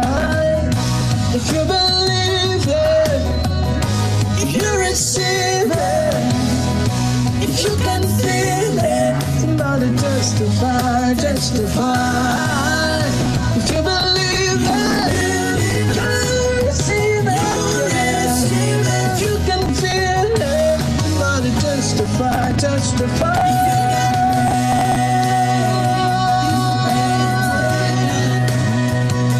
If you feel lost, he's a way maker. If you need freedom, the same man is a prison shaking savior. If you got chain, he's a chain breaker. If you need freedom, the same man is a prison shaking savior. If you got chain, he's a chain breaker. Oh, chain breaker.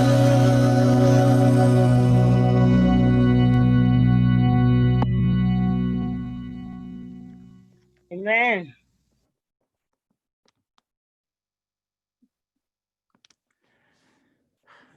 Happy Sabbath, church. Thank you so much, church. And we pray the Lord to continue to bless. Thank you, Solomon Singers. And we will continue to bless the Lord for you. After our speaker today that we introduced later. Still breaking. I'm still breaking. Yes. All right, I will. If I'm still breaking, then I will. Go ahead. Go ahead now. Go ahead. Okay. Thank you so much, the Solomon Singers. And we're so glad we have our guest speaker here today, in person of Professor Chimezi Omeon. And I praise the Lord that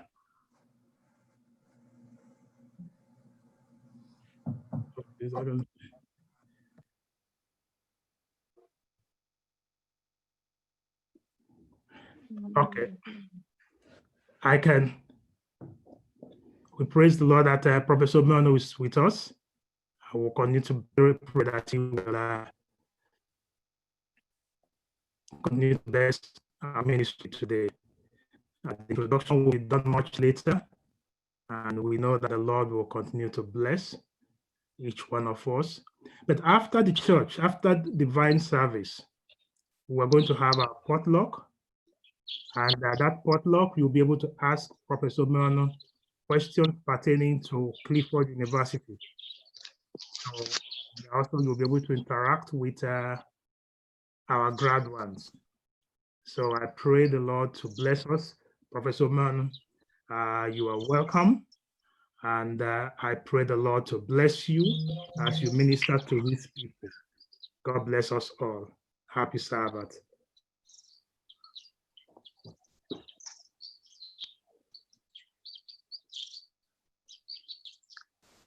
Happy Sabbath, church. Today, our scripture reading will be taken from Micah 6, verse 8, and it reads, "He has shown you, O mortal, what is good, and what does the Lord require of you? To act justly, and to love mercy, and to walk humbly with your God." May the Lord bless this reading. Amen. Home is consolate, where ye lost wish, come to the mercy seat, fervently kneel. Here bring your wounded hearts, here tell your anguish. It has no sorrow that heaven cannot heal. It has no sorrow that heaven cannot heal.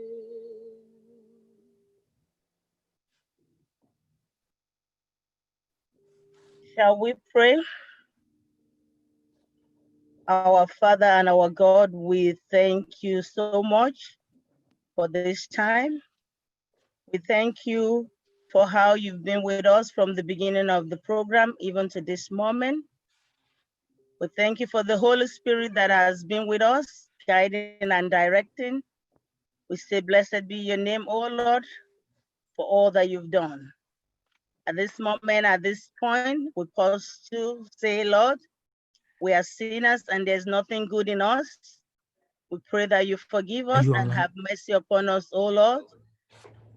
Please let our worship today be acceptable in your sight, and everything that we do here be done with the direction of the Holy Spirit. We want to thank you in a special way for bringing all of us together, for sparing our life to partake of this beautiful day. It's not everybody that have the privilege.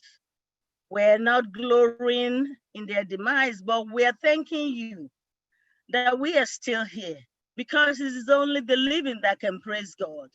And so we say thank you, O Lord, for sparing us to witness this beautiful day. Accept our thanks and praises in Jesus' name. We want to thank you for life, for shelter, for all the beautiful things that you've given unto us. We are not taking them for granted. We know they are blessings from you, O Lord. Blessings even for our graduates, for all the good things.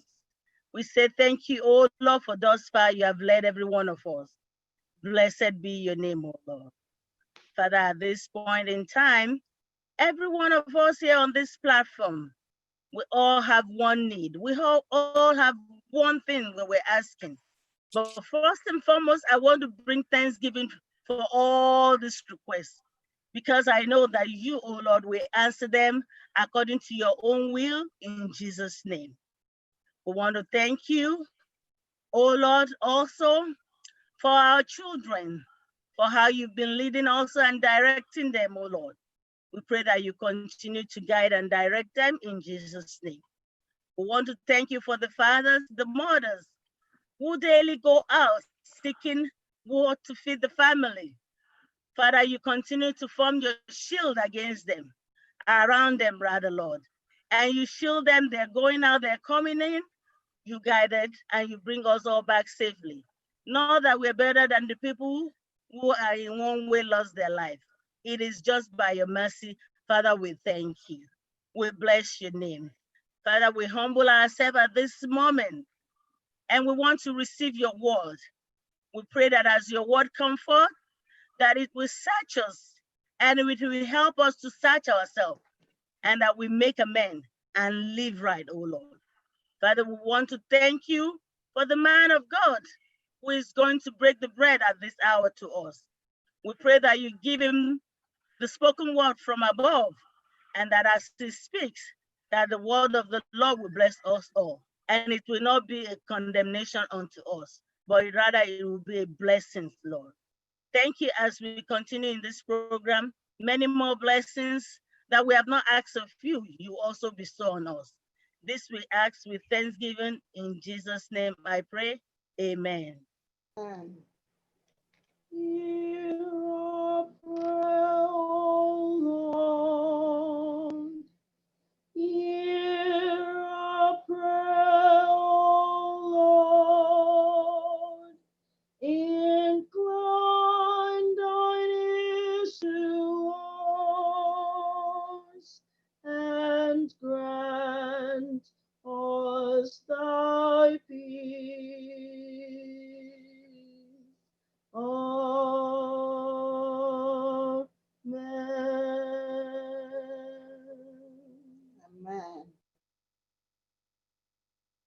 Count your blessings, name them one by one, and you will be surprised what the Lord has done for you. Brethren, this is time for offertory. It is time for us to return our tithes and offering to God according to his blessings.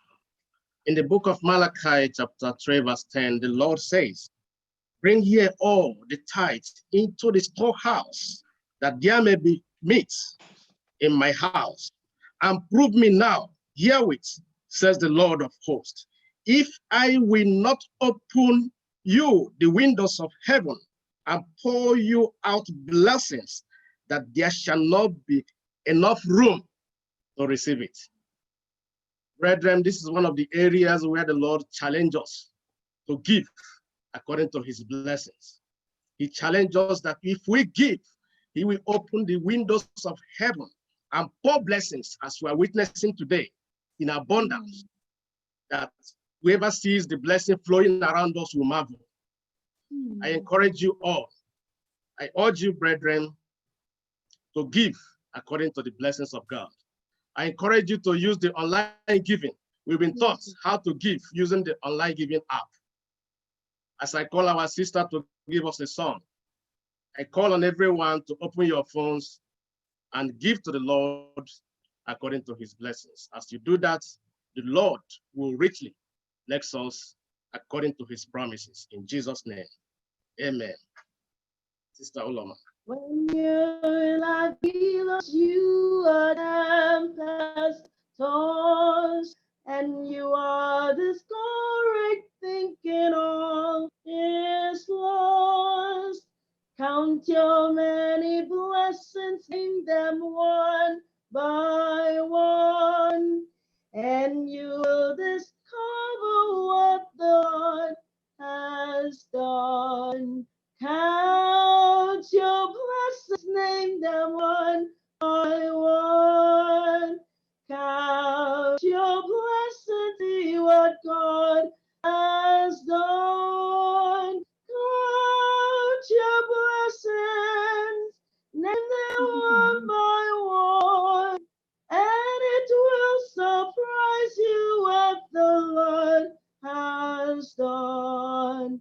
Count your blessings, name them one by one. Count your blessings, see what God has done. Count your blessings, name them one by one, and it will surprise you what the Lord has done. Let's take a word of prayer. Father, we thank you for a moment like this. We have returned unto you that which you have blessed us with. Father, we pray that you accept our tithe and offering. Touch our hearts, O God. Inspire us that we may return unto you according to thy blessings. Is there anyone among us who wants to give but do not have? Father, you are the one who provides. We call upon you, oh God, to make provision for that person to give, starting from next week. Touch our hearts, oh God.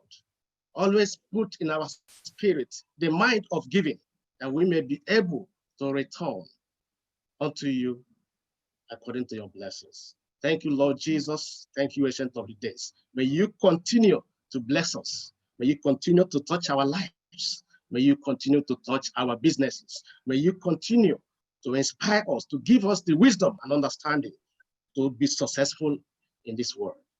Thank you, Lord, for answering our prayer, for we pray in Jesus' name. Amen. And now it's time to introduce our speaker for this afternoon. He is not a stranger. He is actually a member of this First Igbo Church family and has been here. And he is a name that's known all over.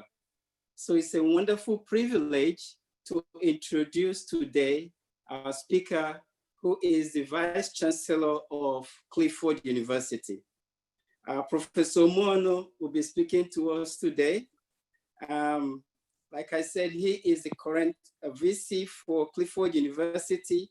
And prior to that time, Pastor Umuonu was the foundation staff of Babcock University, where he rose to Deputy VC, Academic Administration. He is also a professional family life counselor, a Christian educationist, a motivational speaker, and loves preaching and Christian music. Like I said, he is not a stranger, and he is always willing. Every time we've called Pastor Umuonu, in spite of what's happening around him, he is there to grace the occasion and offer words of advice. So today is not going to be a different day. He is there to do the same thing. There are other people that in our Zoom meeting today that I also like to mention. We see Justice Seruba, who is also joining us, and his wife, and he is actually being projected at this time. So we want to welcome him and then recognize him also. We also want to mention Pastor Makinde, who is also a former VC of Babcock University. We have dignitaries around us today. So we are really overjoyed to have all of you present today. We also want to mention Dr. Pastor Ihana Chalala, who is also amongst us today. So I want to thank you for gracing the occasion and being here and supporting your brothers and sisters on this part of the world. There are many others that we will be mentioning today at the Zoom potluck meeting. At the end of the church, you will know so many more that are here that I haven't mentioned today. So I want to specially invite now Dr. Umuonu, who will be sharing the bread of life to us. And I want you to listen to him. Open your ears and let the Spirit do the work that he's supposed to do. So again, Pastor Moni, you're welcome. And I pray for you for spiritual guidance as you deliver the word today. So the choir.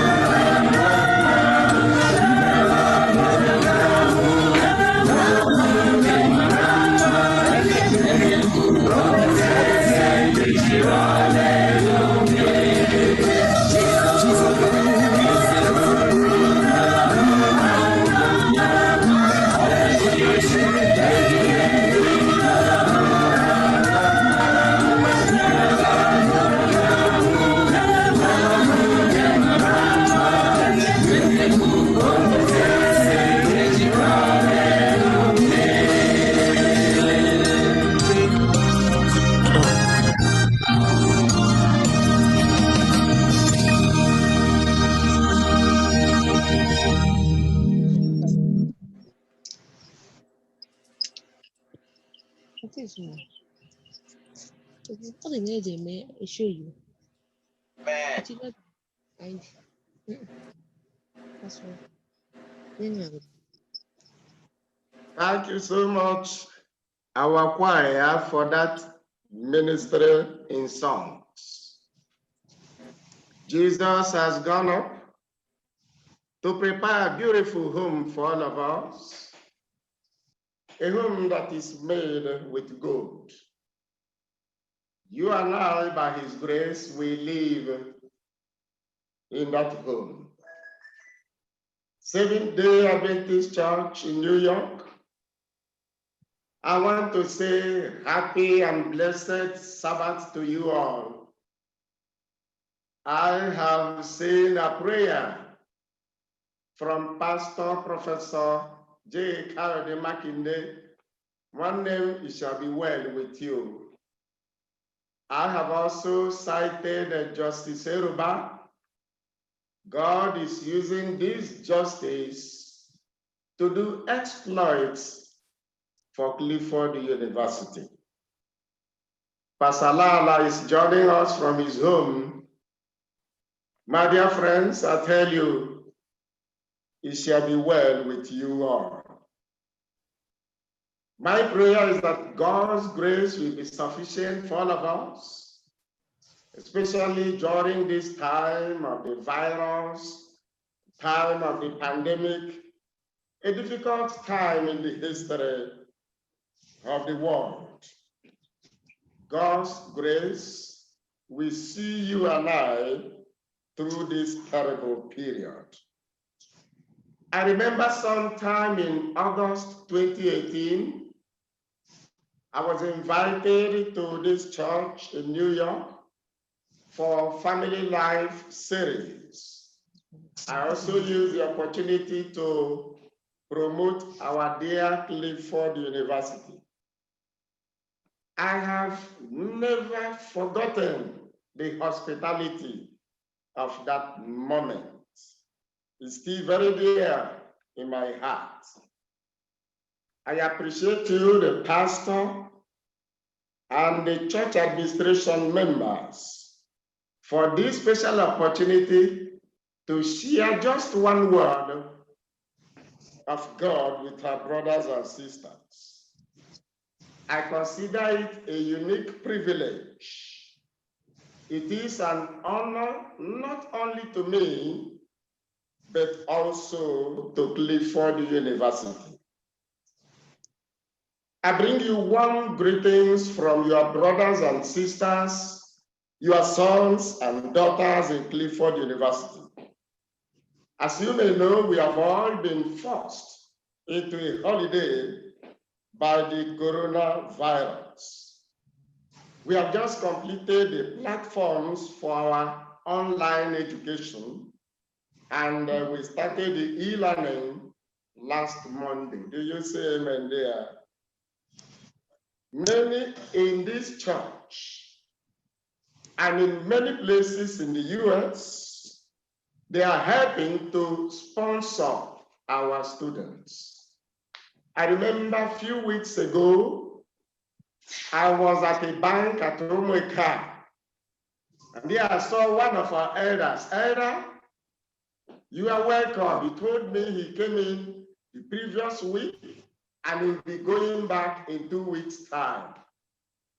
He has just come to the bank to complete the payment of school fees of 2 of our students under his sponsorship.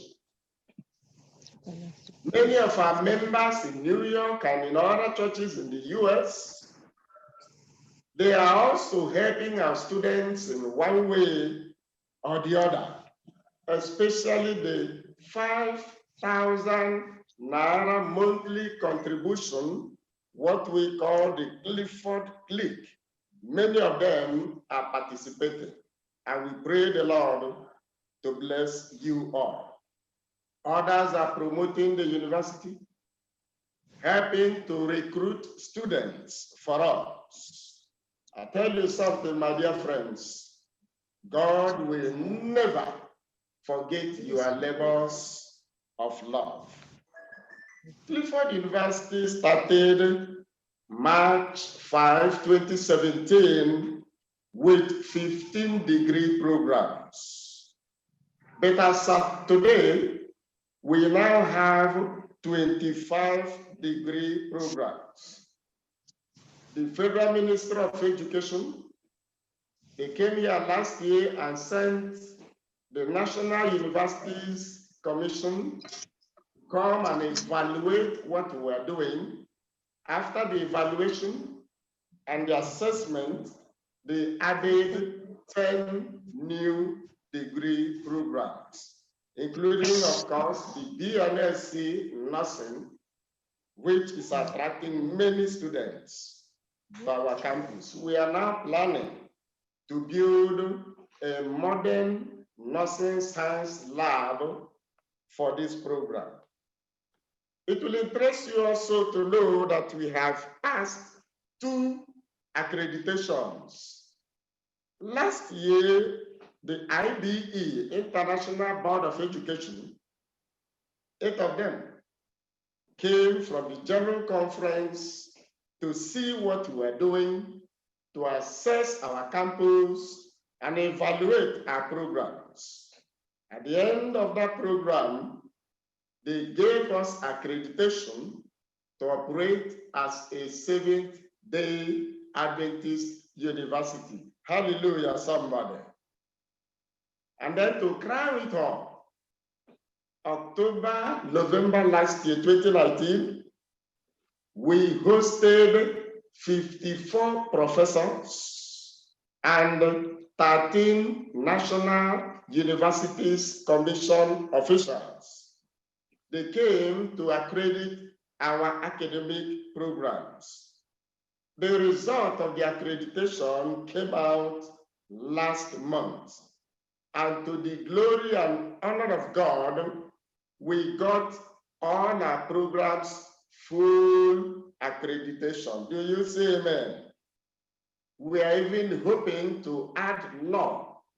By November this year, we will add a degree in law, and Justice Eroba and his team, they have done marvelous work in this regard. My dear friends, we are hoping by God's grace to have a kind of national Thanksgiving service to say thank you, God, because we have discovered that the God whom we have been following, he too has been following us with his love, with his goodness, and his mercy. And to him and him alone be all the honor and the glory through Jesus Christ our Lord. Amen. My dear friends, I am fully aware that some of our dear members of this church and some other churches in Nigeria, in the US, various parts of the world, they have been snatched from us by the cold hands of death. In fact, in this regard, I am involved. Although this is not a forum I should use to inform Professor Makinde that I've lost my mother, I have to tell him that formally and of course officially. So he has not heard what I said. He is muted so that he will not hear this news, because I need to inform him formally. About 5 days ago, I lost my mother to the cold hands of death. Please, children of the Most High God, our God will send to you and I, and to all of us, he will send us special consolation from above. Jeremiah 8, verse 22.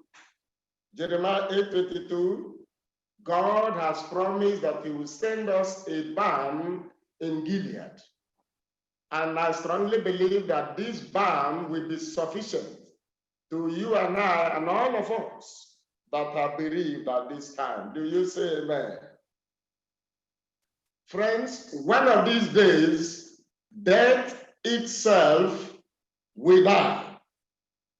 As 1 Thessalonians 4, verse 16 tells us, one of these days, the Savior will appear in the sky. And when he appears, the righteous dead will resurrect. The righteous living, all of us, we move to the sky, will be caught up with him and to reign with him throughout endless ages. One of the things that will happen around this time is that you and I will face death. We will interrogate him. We will condemn him. And death itself will die. We will ask death series of questions. Question 1. O death, where is your power? No response, because the power of death has been removed. Question 2. O death, where is your sting? No response, because the sting of death has been removed by Jesus Christ. Question 3. O death, where is your victory? No response, because Jesus and the resurrected saints have won the victory over death. Do you say amen? In fact, Nahum, Prophet Nahum 1 verse 9, he looked forward to that time and he said that affliction will not rise a second time. There will be no death. Nobody will dig a grave. No sickness, no hunger, no unemployment, no problem, no destruction. Death has been swallowed up in victory. Hallelujah, somebody. But then I have asked you a series of questions. Are you not going to make any response? Will you not make any response?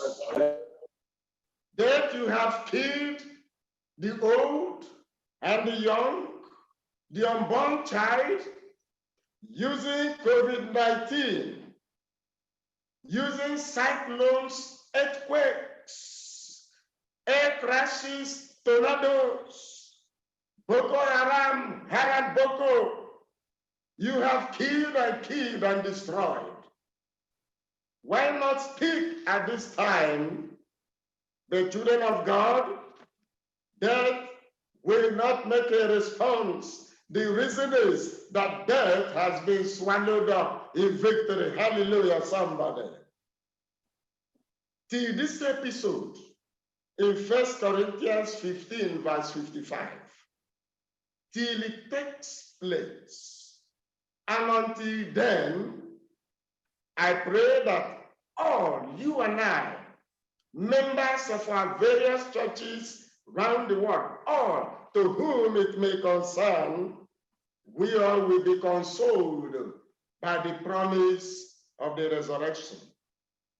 Any Bible translation you use to read about the resurrection, you will discover that it is in the present continuous tense. Everyone dead is covered by the special grace of God. We will see our loved ones when Jesus comes. If you believe that, say amen.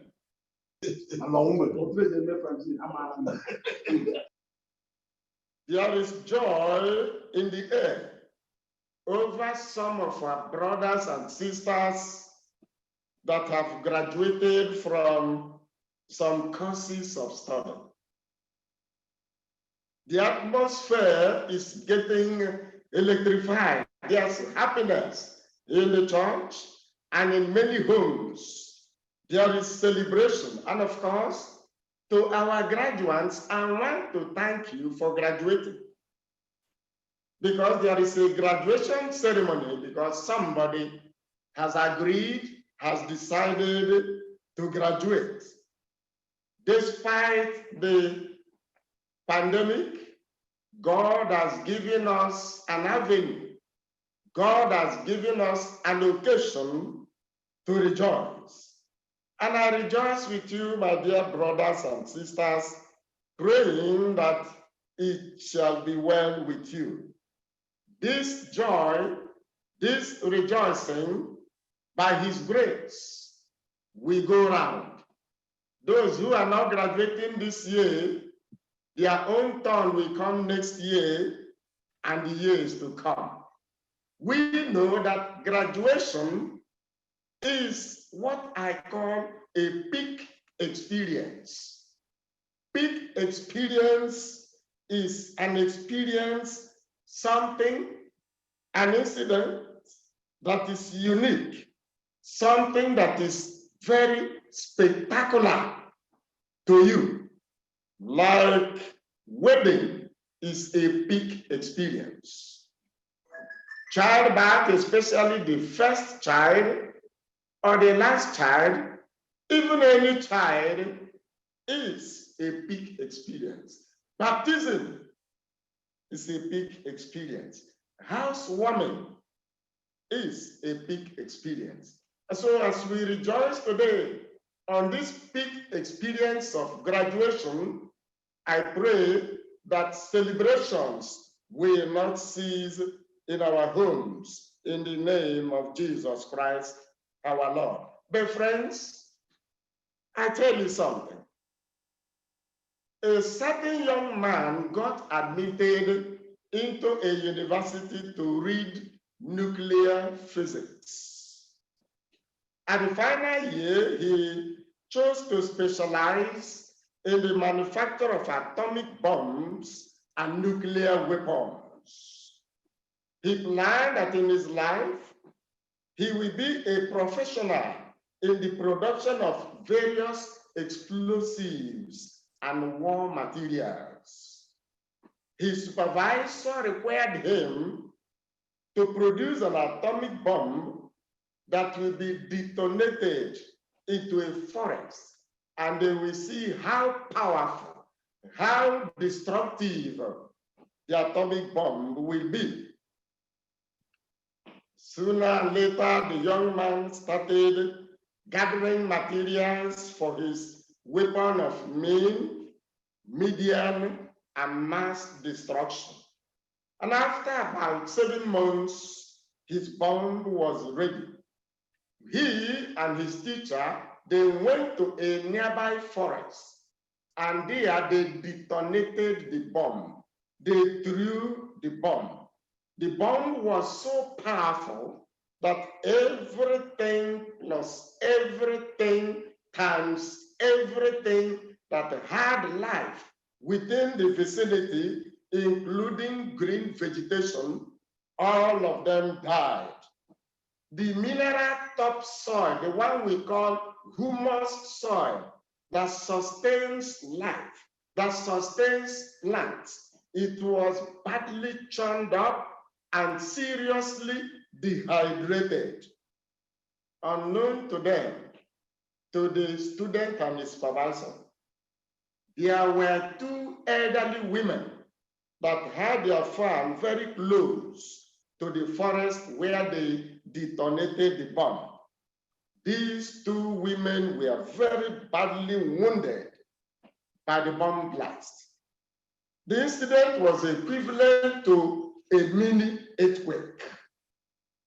On one hand, the student and his supervisor, they were very sorry for the destructions caused by the bomb, especially wounding these 2 women that were doing their farms nearby. But on the other side, the student, the supervisor, both of them were very, very happy for the production of such a very powerful bomb, the most powerful destructive bomb ever produced by a student in that department in that university. the supervisor was very proud of his students. He promised to recommend the student for a national award, as well as send the recipe for the bomb to the Ministry of Science and Technology, so that they will do mass production and export to the bandits, export to Damascus, to Pakistan, to North Korea, to Iran, to Iraq, and all the other hotbeds of political instability around the world. The news of what happened, the powerful bomb produced by this student, the news was carried by the newspapers, the radios announced it, the televisions showed what had happened. The news was everywhere.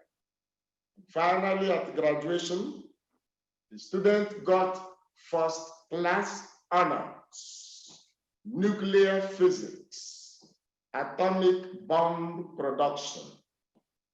And there was a standing ovation when his name was mentioned. He came out royally. He came out, I could say, Nicodemously. He came out majestically to collect his bomb. It was a wonderful occasion, my friends. Then the questions come. The questions arise. Did this young man go to a university? Now I want you to answer. Was he in a university? All right. Was he educated? Do you consider him educated?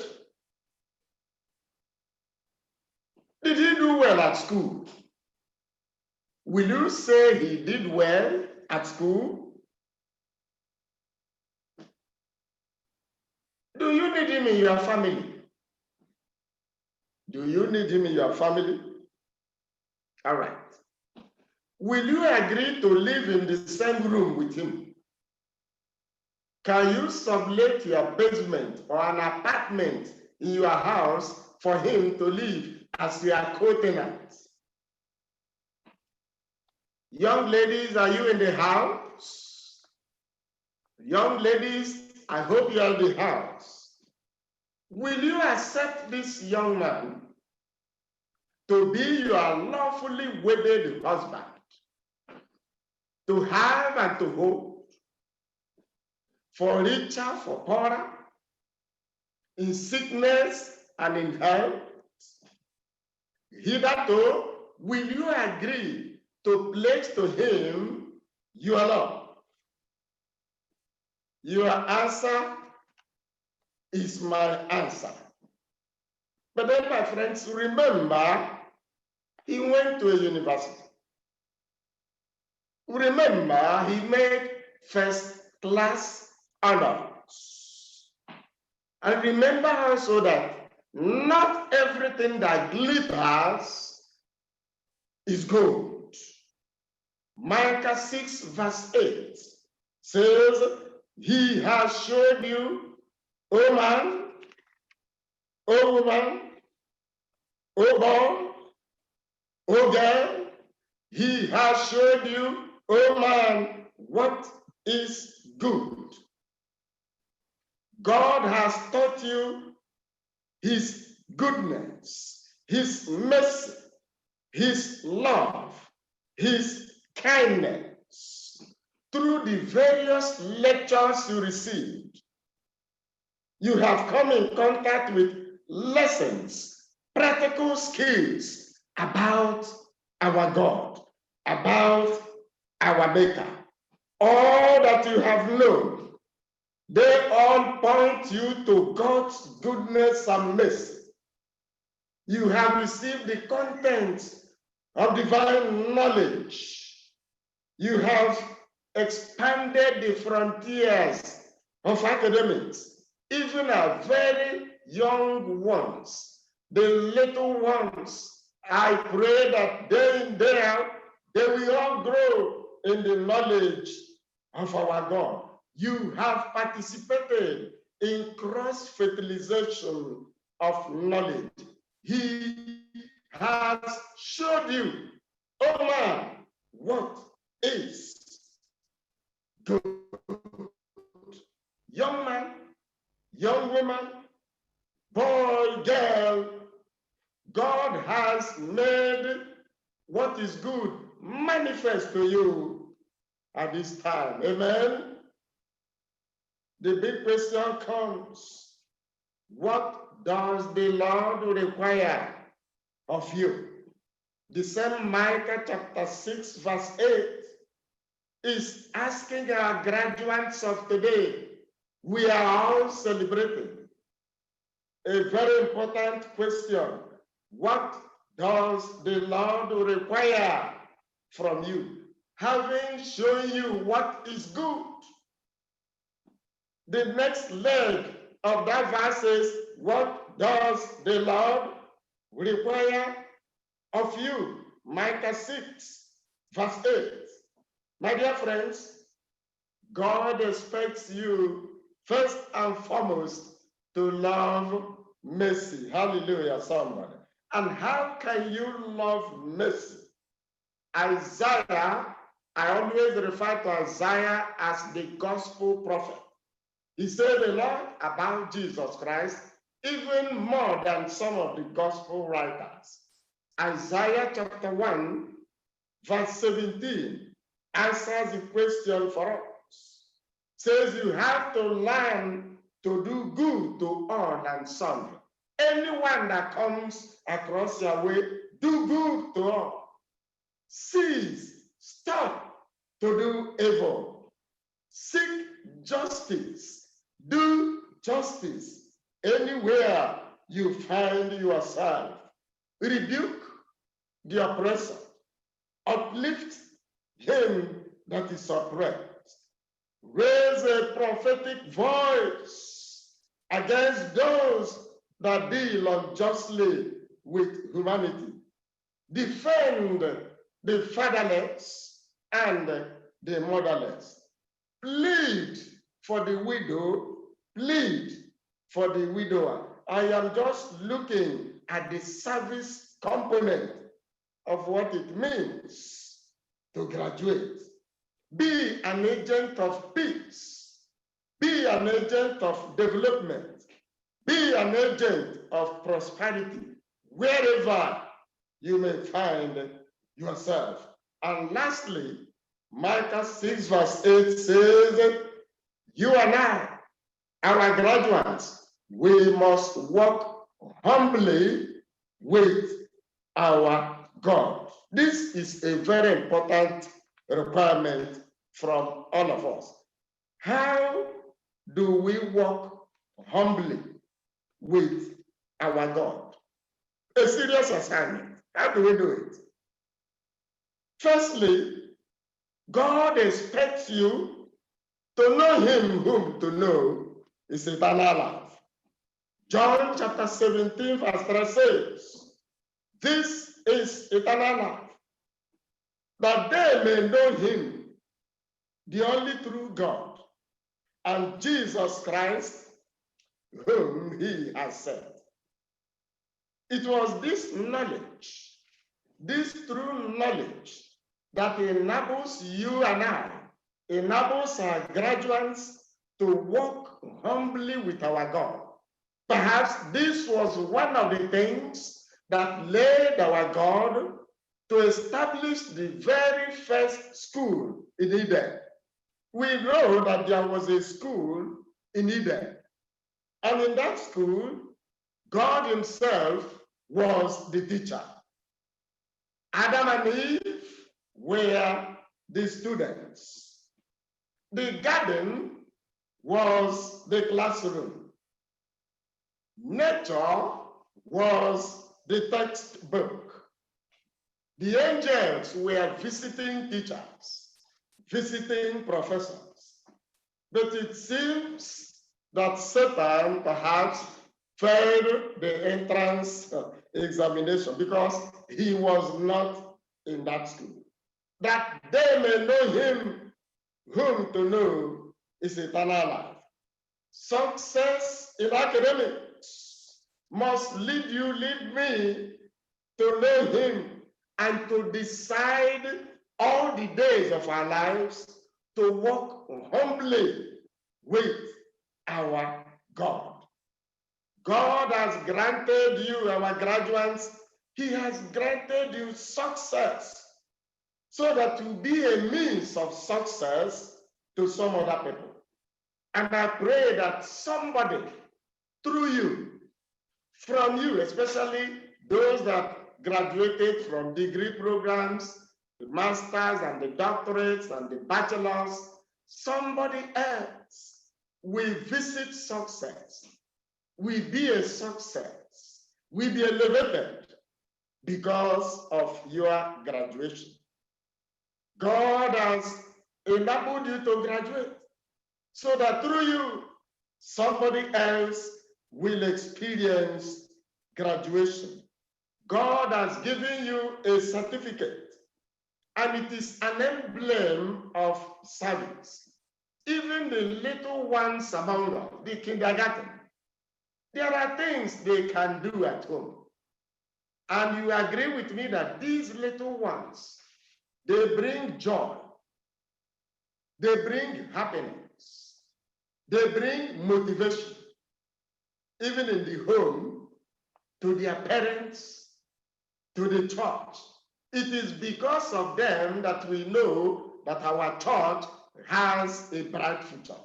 But when we are gone, these little ones will take over. And I hope and pray that they will grow in the knowledge of him whom to know is eternal life. My dear friends, you have been given a certificate. You have been found to be good in character and learning. I pray that this character, this learning, will help to build your families, will help to build the church. If you agree with me, if that is your prayer, I want you to say amen. There is something I have to tell you, my dear friends. When you go today, I will want you to offer this special prayer that may you never be the reason why somebody will kneel down by his or her bed, or kneel down and raise hands up, crying to the Lord, somehow disturbed and distressed. May you never be the reason why somebody will do that. Christian friends, there is a passage in the Bible that I read from time to time. And that passage is Proverbs chapter 6, verse 6. Proverbs 6, verse 6. The wise man says, "O thou sluggard, go to the ants, study its ways, and be wise." Proverbs 6, 6. Go to the ants. After service today, enter your vehicle. Go to the ants in their habitat, wherever they are. If you have access to ant hill or beehive, or where soldier ants are staying, any group of ants, go there. Study their ways and be wise. My dear friends, if a man bites a dog, it is no news. There are cases of rabies here and there. Mad dogs everywhere. A dog bites a man, no problem. But if a man bites a dog, I think wonders will end that day. A man biting a dog, That will be serious. That is what this passage seems to be saying. Instead of an ant going to a man to study, God says, go to the ant, study its ways, and be wise. You get to the ant arranges a classroom or a lecture theater. The ant becomes the teacher, becomes the lecturer. Then he will teach. Afterwards, set an exam.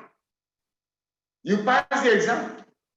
The ant shakes your hand. It says, congratulations. And now you are wise. Why will God use the ant as an object lesson for wisdom and knowledge? Why use the ant? Look at the ants in their habitat. Look at how they live in their home, in their community.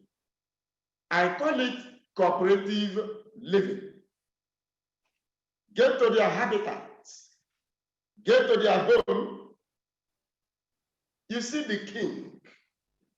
You have the queen slightly bigger than the others, and somehow a little bit more beautiful.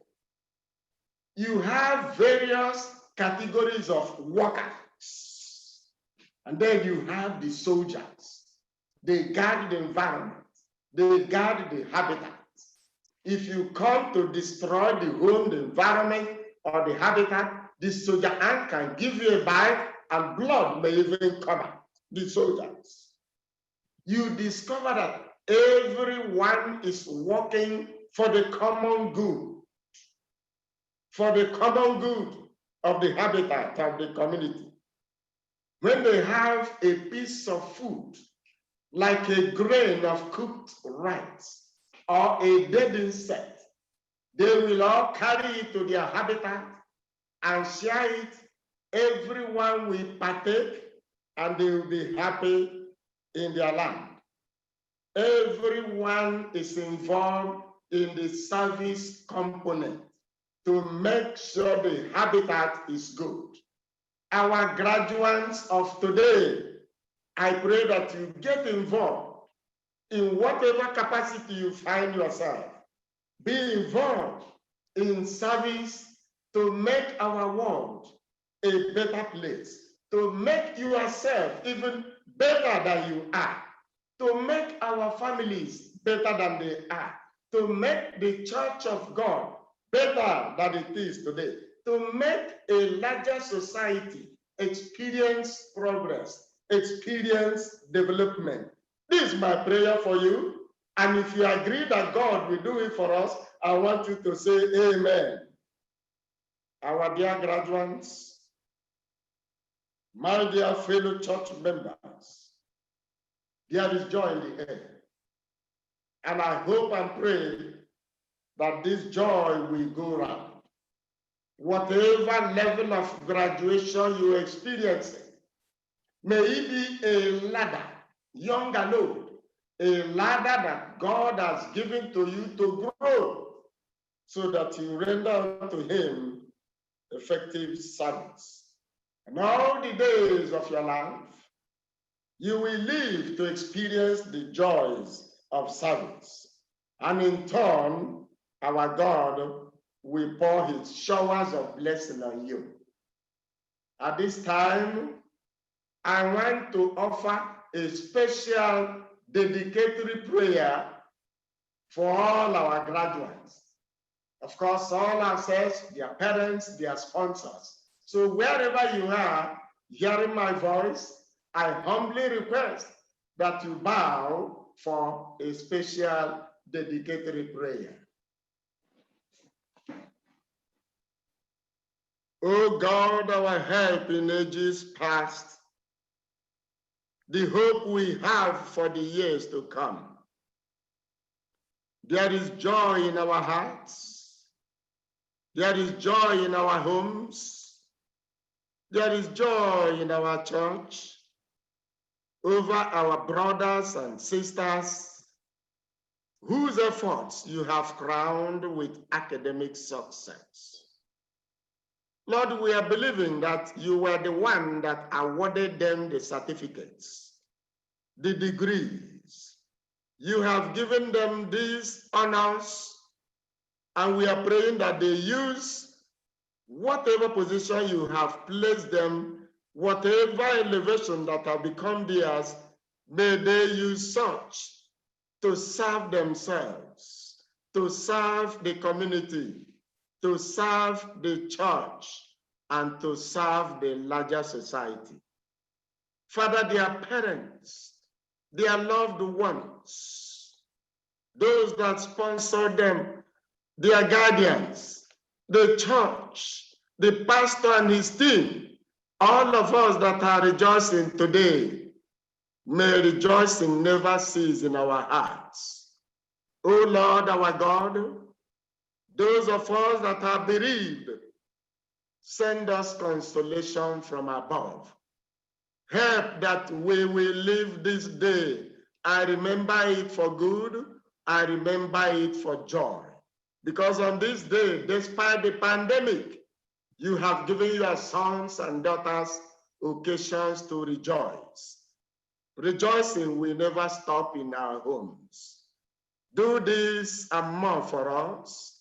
We know you have answered us simply because we have prayed in Jesus' name. And let the children of God say, Amen.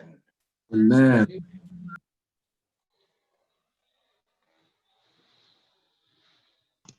Amen. Our closing hymn shall be from SDAH 195. SDAH 195, Showers of Blessings. There shall be showers of blessings. This is the promise of love. There shall be seasons refreshing, sent from the Savior above. Showers of blessing, showers of blessing, we need. Mercy just surrenders are falling, but for the showers we plead. There shall be showers of blessings, precious, reviving again, over the hills and the valleys, sound of abundance of rain, but showers of blessings, showers of blessings we need. Mercies, your surrenders are falling, but for the showers we plead. There shall be showers of blessings. Send them upon us, O Lord. Grant to us now a refreshing. Come now on thy word. Showers of blessings, showers of blessings we need.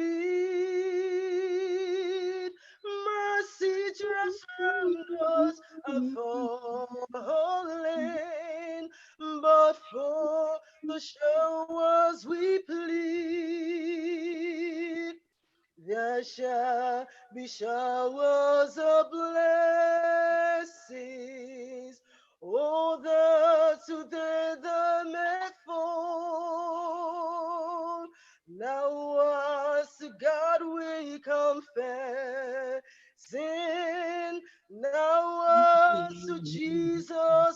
call. Showers of blessings, showers of blessings we need. Mercy drops around us are falling, but for the showers we plead. Showers of blessings, showers of blessings. Mercy drops around us are falling, but for the showers we plead.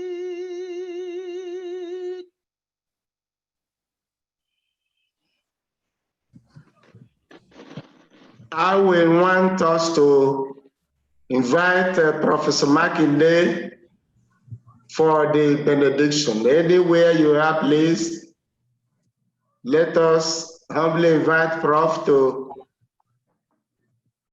give us the closing prayer. Shall we seek the Lord in prayer? I hope you can all hear me. Yes, I'm hearing you. Yes. Okay. Shall we seek the Lord in prayer? Eternal God, everlasting Father, thank you today because you're God. We thank you, Father, because you are our maker and you are our restorer. You are our creator. For the word that has gone out today, you have given us your word of comfort and assurance that indeed death will be swallowed up in victory.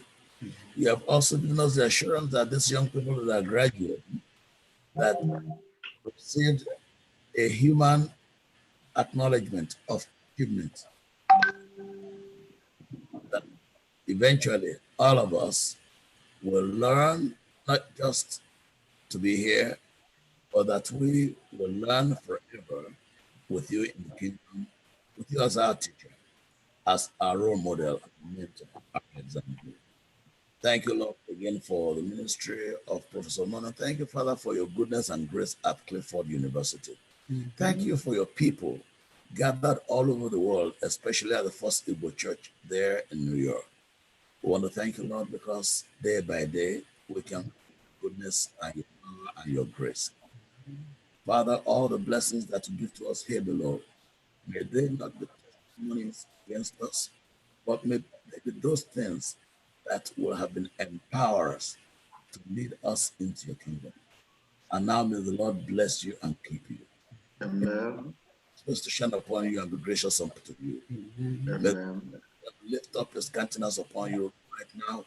May the Lord grant you joy in place of May he grant you power and strength in place of weakness.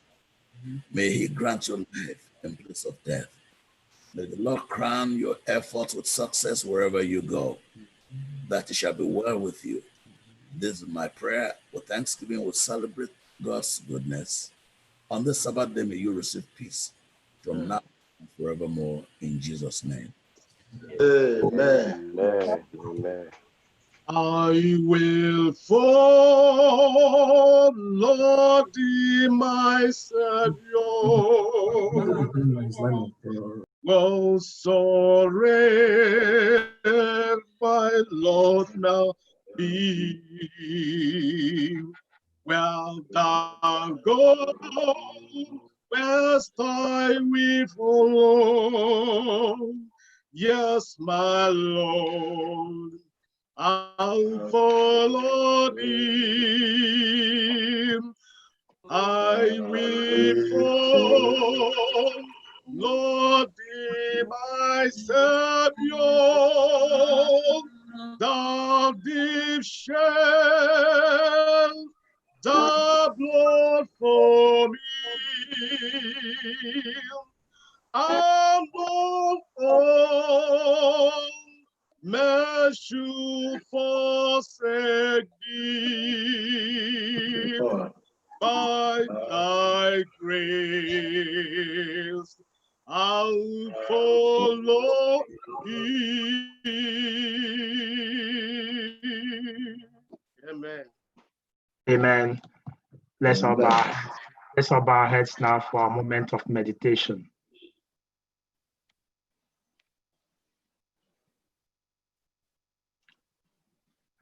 Remember, this is the time you ask of the Lord that which you want him to do for you. This is the time you put him and let him do for you between now and the next Sabbath that which you're calling. This is your time with the Lord.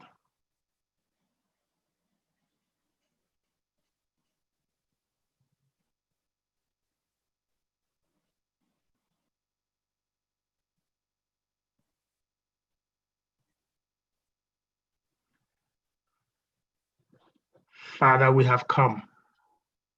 We have been blessed. We have rendered our worship. And to you now we surrender. And as we go from here, Lord, I pray that you will meet each one at his or her point of need. I pray, Lord, that they will go from here now fortified more than ever before, strengthened, knowing that with the Lord on our side, we are more than conquerors. Saints of God, go forth in the name of the Lord, holding on to the Lord, and if he tarries, come to again testify of what he has done for you. So go forth in the name of the Lord, and may Jehovah carry you in the palm of his hands and make his face to shine upon you and be gracious unto you. Go, believing that he who has made you, who has formed you, who has created you, is before you, above you, beneath you, behind you, ever and forever to be with you. Saints of God, go rejoicing. Jehovah lead you now and forever. In the name of the Father, the Son, and the Holy Spirit. Amen. Amen.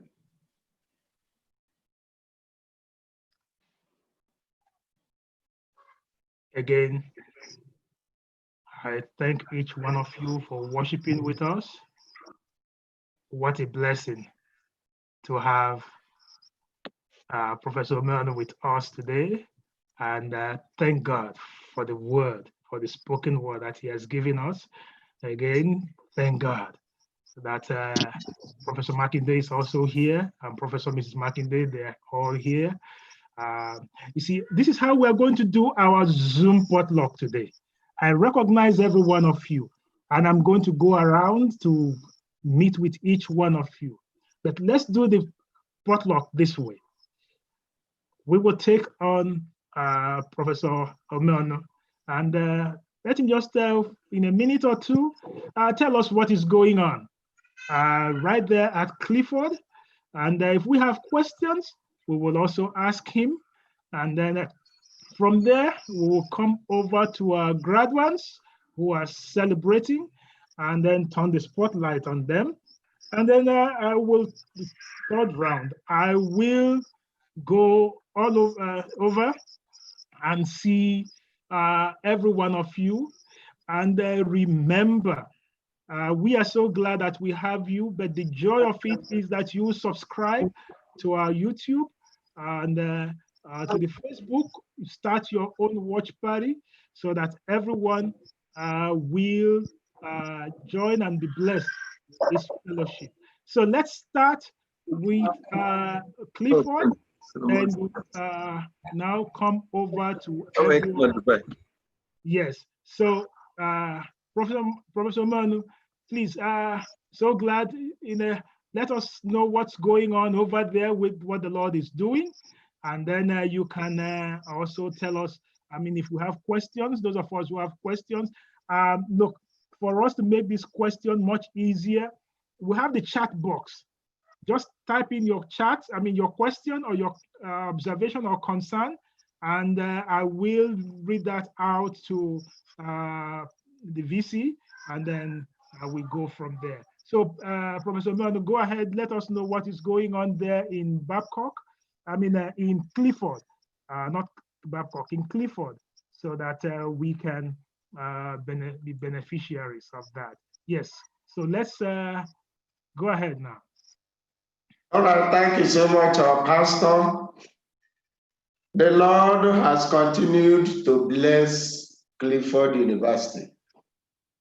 I have spoken during the introduction before the message. I spoke of the two important accreditation visits from the IBE, successful, and then the one of the National Universities Commission. The result we got was one of the best in the whole country.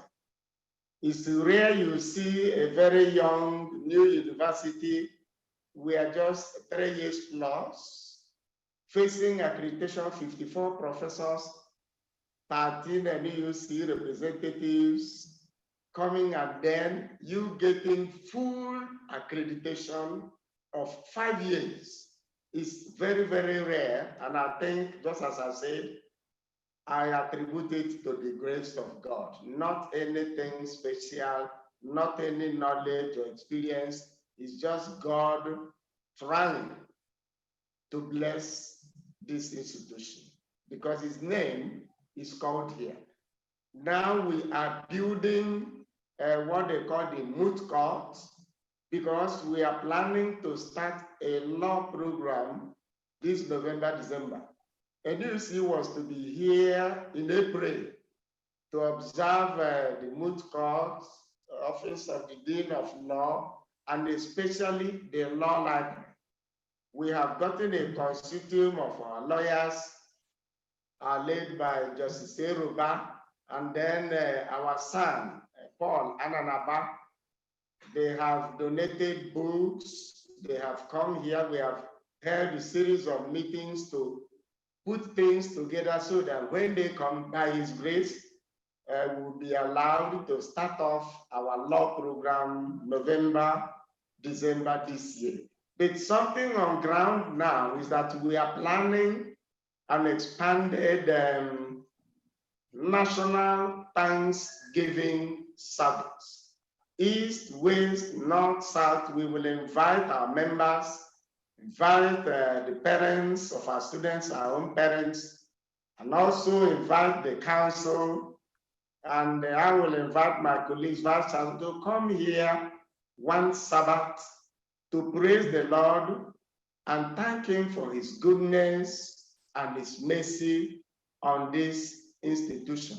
Imagine starting with 15-degree program just 3 years. Now we are 25 and counting by the grace of God. And presently we are at the radio stations, we are visiting places, advertising, and doing student recruitment.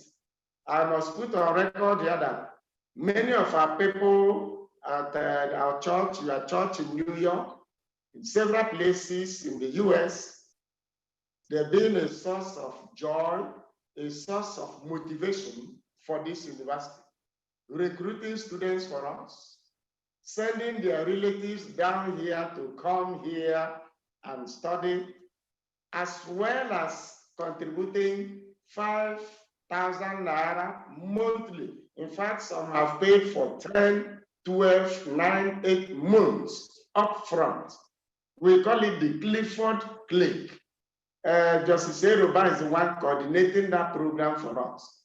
They put in 5,000 naira every month to help in the day-to-day running of the university, since our income base, capital base, is not yet wide. And this program has been a source of encouragement even for us. So we are recruiting. And we're also asking our people over there, whatever area you can be of help here, it will be appreciated, especially now that we want to build a modern nursing laboratory for our BNSC nursing. That degree program is very highly sought after. Many people, in fact, the moment we started it last year, about 96 students registered for it. This year, we are still registering. We are still advertising. So brothers and sisters, we appreciate you.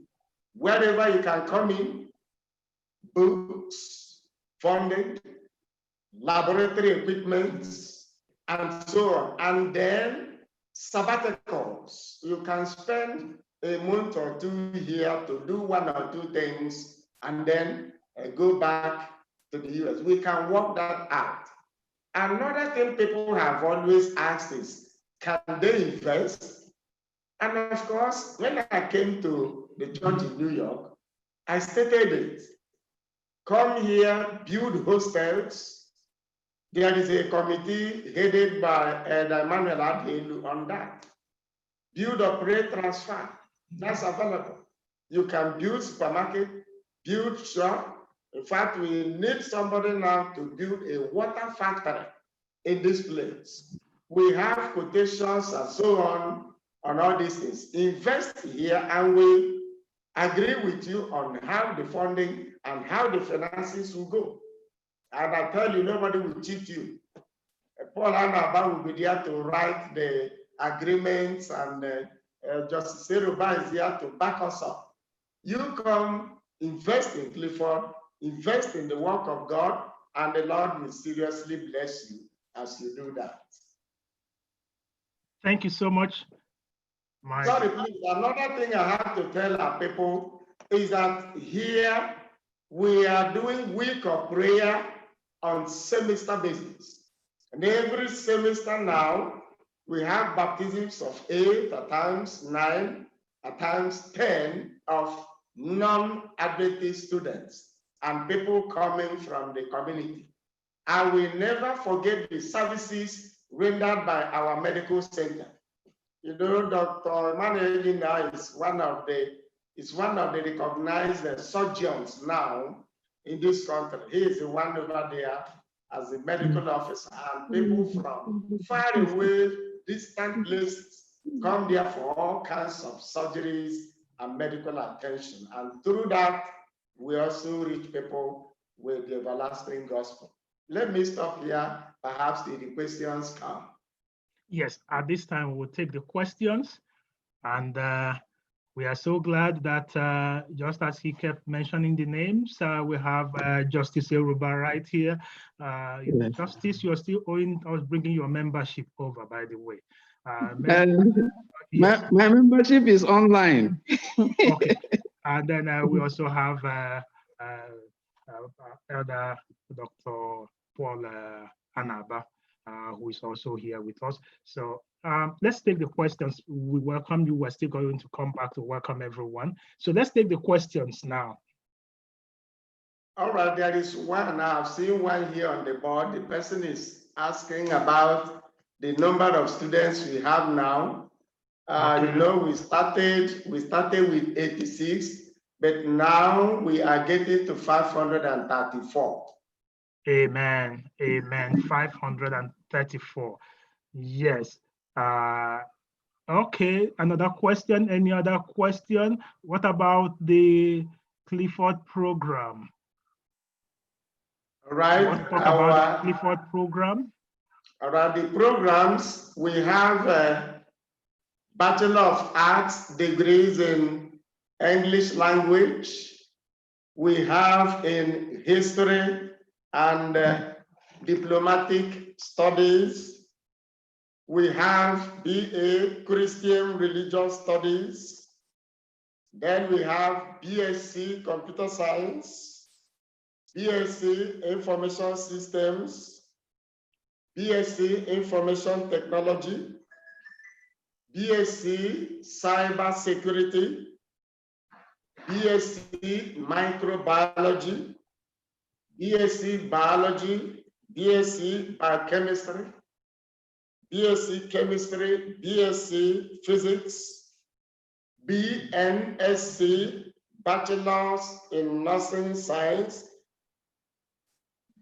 BSc Industrial Chemistry, BSc Mathematics, BSc Political Science, BSc Public Administration, BSc Economics, BSc Marketing, BSc Business Administration, BSc Accounting, BSc Banking and Finance, BSc Mass Communication, and BSc International Relations.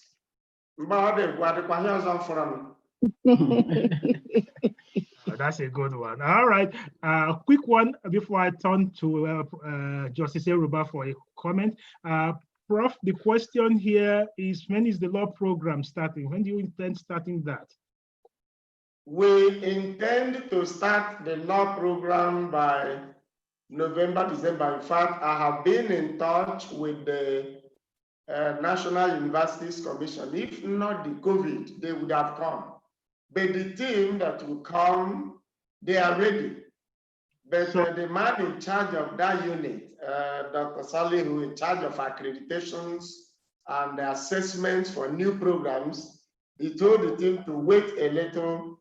Let's see what the COVID will look like in weeks to come. We have paid, we have done everything possible. If not the COVID, by now, we should have been doing the recruitment into the law program. But I feel by November, December, the law program will take off. So in a notch, that's November, December 2020. Yes, by God's grace.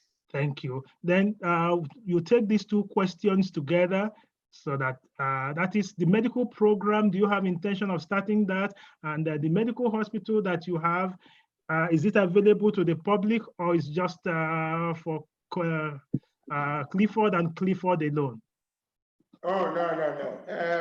Let me start off from, is the Clifford Hospital accessible to community, the outside the university? Of course. In fact, majority of the treatments, they have done close to 837 surgeries.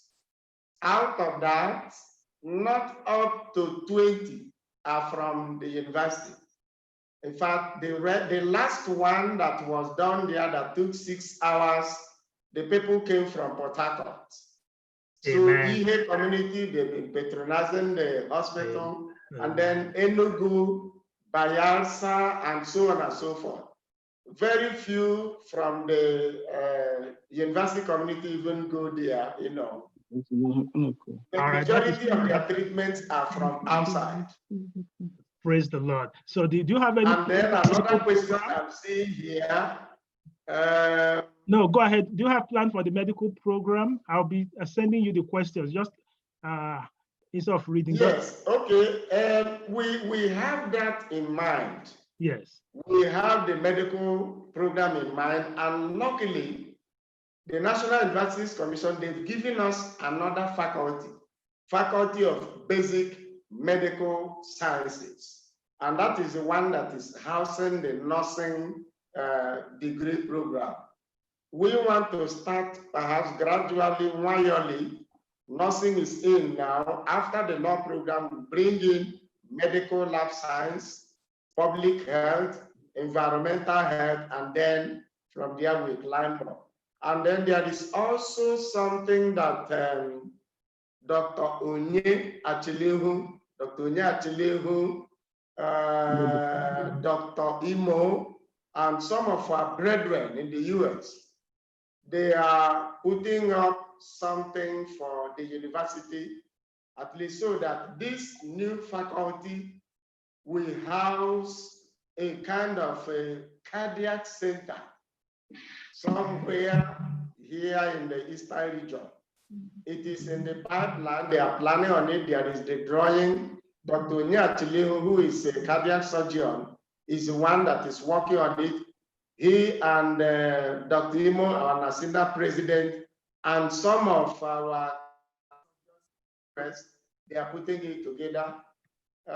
We are moving gradually, wildly. Praise the Lord. Another question for you here is the tuition. How much is tuition? Oh, our tuition, of course, we know is the smallest, is the least of all private universities in this country. All these other programs are just 400,000 per year, and somebody can pay up to 3 installments.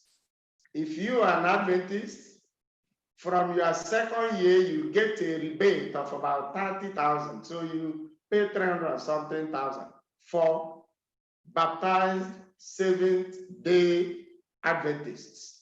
Now, we concluded a meeting last month over how we can reduce the fees for those wanting to do Christian religious studies, who will be going to the fields to pastor, bring the fees, reduce it further for them, and then do something for the host community. Host community, their students here, there is something we are planning to package for them. We have made a presentation, the administration has made a presentation to this effect to the University Council. The document, the legal advisor, Dr. Paul Anaba, is looking at it to tidy it up and to address and advise us accordingly. So we are working on that. And then we have started the work study program. We started it last semester, and we want it to benefit, first and foremost, our Seventh-day Adventist students. And of course, you know, canvassing every summer is available. All right, that's now that you have spoken about the work study, there's the question here for online studies. Do you have any plan for online program?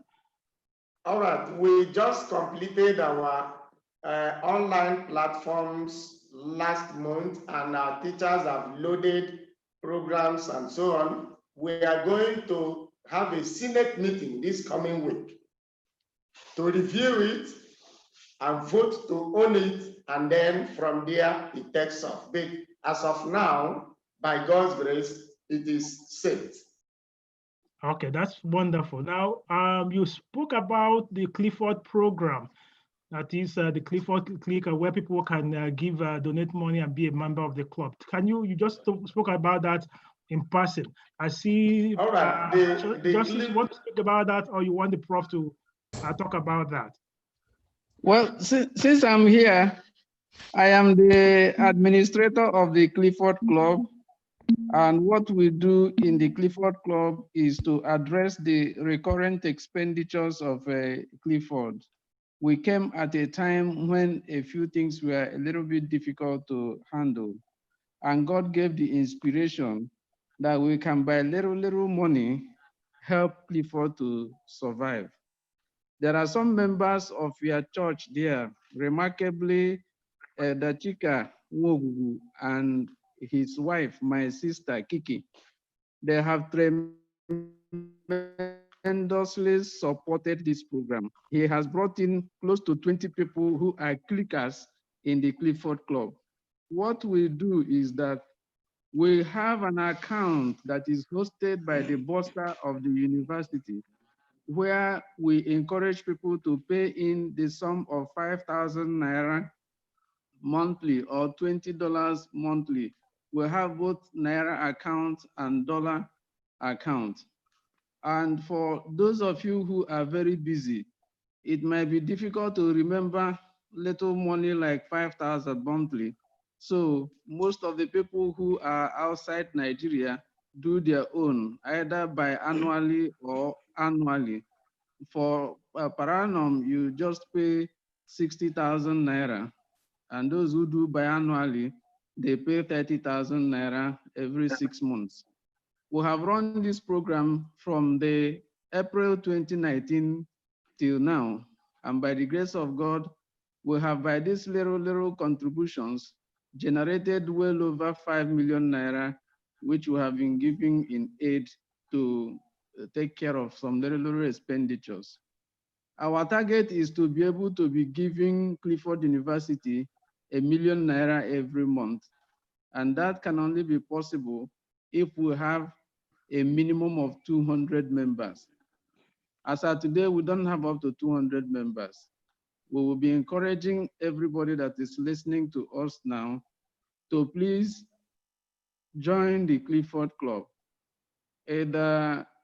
Chika Nwogugu is handy. He knows the procedure very well. If you interact with him, he will guide you as to how to become a member of the Clifford Club and do your subscriptions properly. Chidi Motu, who is also there in Houston, can do that very, very clearly. One of you there, Edanam the Oriako, has been a very powerful supporter of this program. Even the wife, Amarachi, they have heavily invested in Clifford Club, and I thank them, and I'm banking on them and all of you and everybody listening to me now to please come together. Let us use the Ndanda philosophy. Let us use the little, one quickly, and into Klata, the Ghanaians love and Nuklata Mamro Tungala, Yaba Fufu. Tani Gurenine Clifford. It is important to say that Clifford University is the only university in the entire Ngwaland. There is no other university in entire Ngwaland, conventional, private, federal. It is only Clifford University that exists in the whole territory of Ngwaland. So this thing is not a church thing. You'll see people who are not even members of our church coming to fund the university. I can mention the accountant, Chidi, the accountant. He came in and he said he is not an Adventist and does not intend to be one, but that he will do all that is within his power to fund Clifford University. He took over the accountancy department to write the program for accountancy and get Clifford University to be producing chartered accountants. He is not an Adventist, has no intention in his mind, but I know that the Lord is working and might also bring him over. So I plead with everybody, the money we pay is so little, I don't think there's any human being that cannot afford it. So 5,000 every month, and you will be surprised the amount of money that we are generating. Right now, we have sums that are in fixed deposit. We have a lot of money in fixed deposit that guarantees that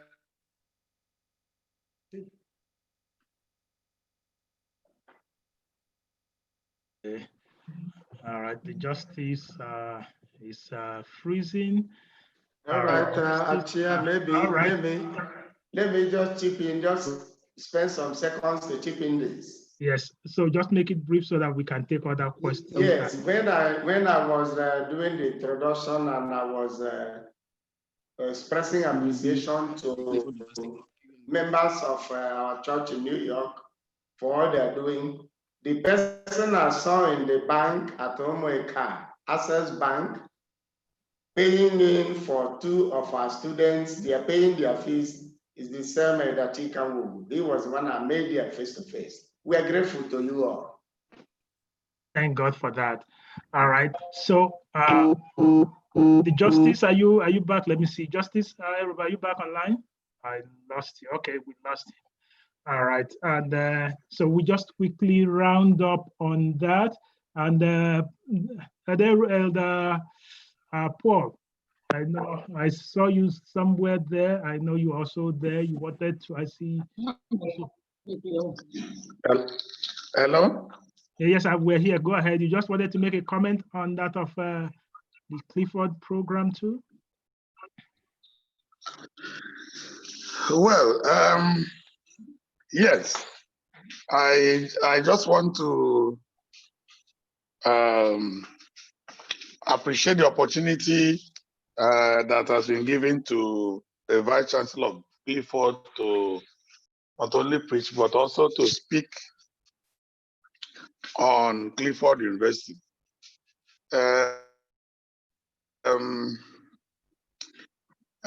Clifford University is our own, and we must do everything to support Clifford.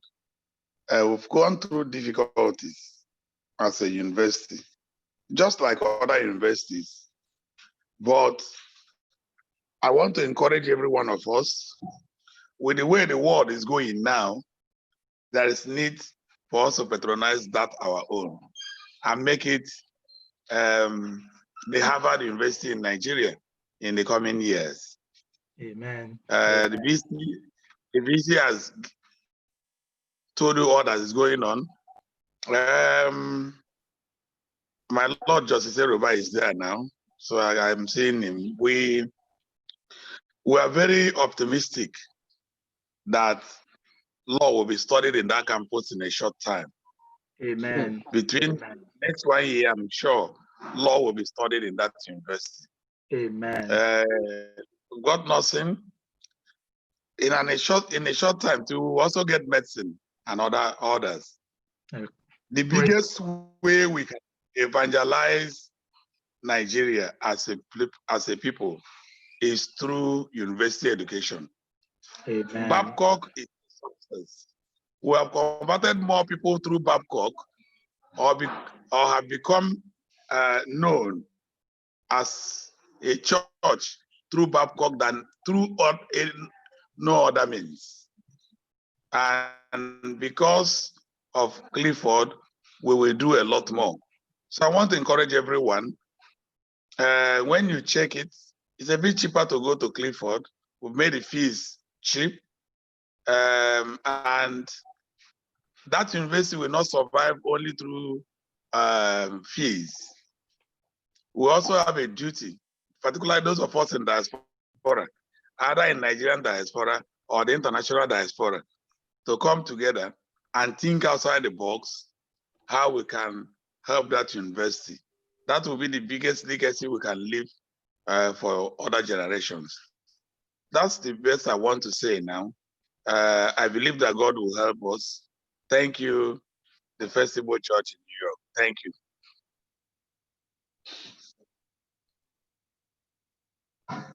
Hello. Okay. All right. I thank the Lord for what He's doing, and I know that Justice, your phone went off. I just wanted to ask. We have Elder Chika, we have Elder Chidi Imo as point people. So you mean if we reach out to them for now in the US, these are the two people that you have in mind, correct? Sorry, there's also one Bennett Wampa. Bennett Wampa, I see him raising his hands. Yes. So the people who have mentioned, the Chika is in their church. The Nnamdi Oriakụ is in their church. Hello, am I online? Hello. Yeah, we are hearing you. Okay, so those people are in Houston. We have Dr. Imo and a lot more people. There are many more, but if you link with these people, they can link to the others. My phone line is also available. It's a WhatsApp line. If you chat me, I will send you the template by which we do our subscriptions. It's very simple. And the moment you get that template, Elder Wogu has it. He can circulate the template to anybody that has indicated willingness to support us. Please, Amen. we would like you to join us. Let's get more members so that we can make much more donations. Okay, thank you very much. I see Dr. Bennett. Wampa, thank you for joining us, sir. Go ahead, you've been raising your hand. May I speak? Yeah. Yes, you're online, go ahead. Thank you all. Happy Sabbath day. I am excited by this recommendation of supporting Clifford University. I would like to suggest that we do the collection in an organized way. Let's say everyone, this is just a suggestion. Everyone who has something to give, even if it's $10 a month, can send it to whether First Igbo Church or wherever that is accepted, so that maybe from month to month, the contributions from this area can be sent down to Clifford straight.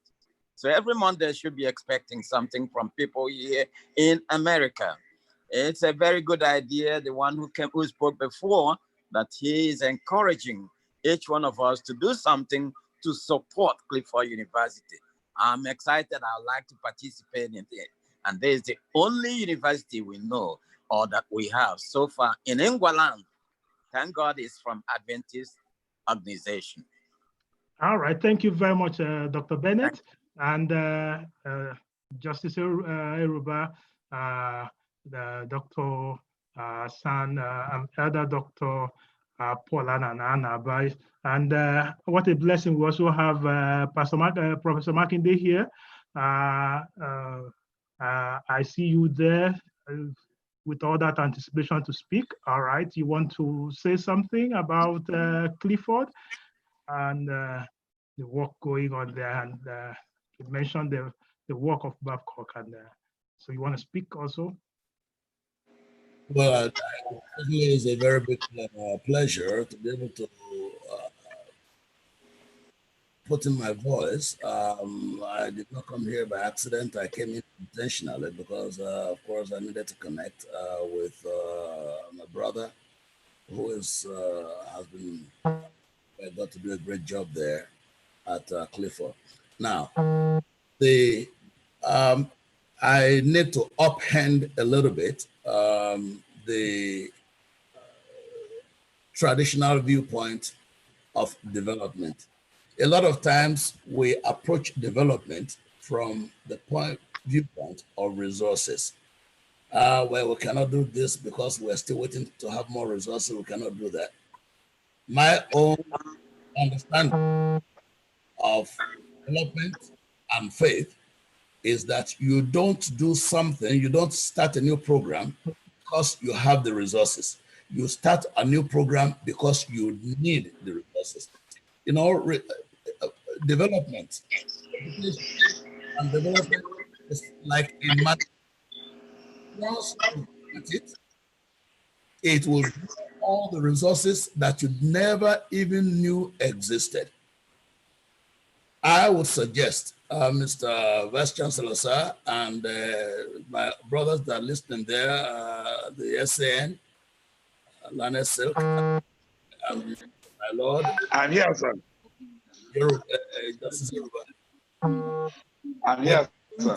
We need to start medicine when we have climbed the ladder. We need to start medicine because we need to climb the ladder. Medicine will draw so many things.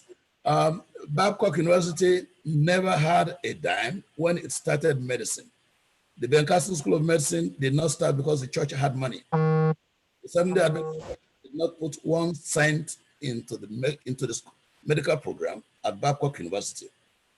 But right now, it is actually becoming, it has become flagship of all the programs there. We need to start those, we need to be vision driven, not action driven. Once we have the vision, the action will follow. But if we have a lot of actions without vision, it will spread in different directions. So I'm glad that the law program is starting. And that's because the Erubas of this world, the Anarabas of this world are there. That's one area. The next thing we need to do within the next 1 year is to start. When Pastor Nwogugu and myself sat down, because Pastor Nwogugu was my board chairman, and I don't care whatever you say about that man was somebody who enabled the vision that I had. I sat down with him, I expanded the vision, and he followed.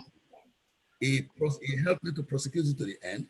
Once I told him this is the direction I'm going, the Babcock University that we have today was started at the insistence of Gideon Nwogugu, who said, we're not going to go anywhere. We don't have it. We wanted to run to Ife because we already had a hospital there. I said, no, we can start something here and it will be bigger than Ife. So I am putting the same challenge today, because if there's nothing that we have as Seventh-day Adventists, we have healthcare, we have education. God has entrusted those two in our care as a weapon with which to finish. And if you look at Jesus, he taught and healed. So let's move forward with those two. Within the next 1 year, by the year 2021, Mr. Vice Chancellor, let us go for medicine. Once you go for medicine, your nursing will be enhanced, medical lab sciences, public health, all of those things will just cluster around it. It will be the magnet that will draw this, and the population in diaspora. I had a young lady here who just finished the doctorate in nursing education. Those are the people that will actually come one way or the other to drive this. Clifford cannot wait, cannot afford to wait for resources. It needs resources today.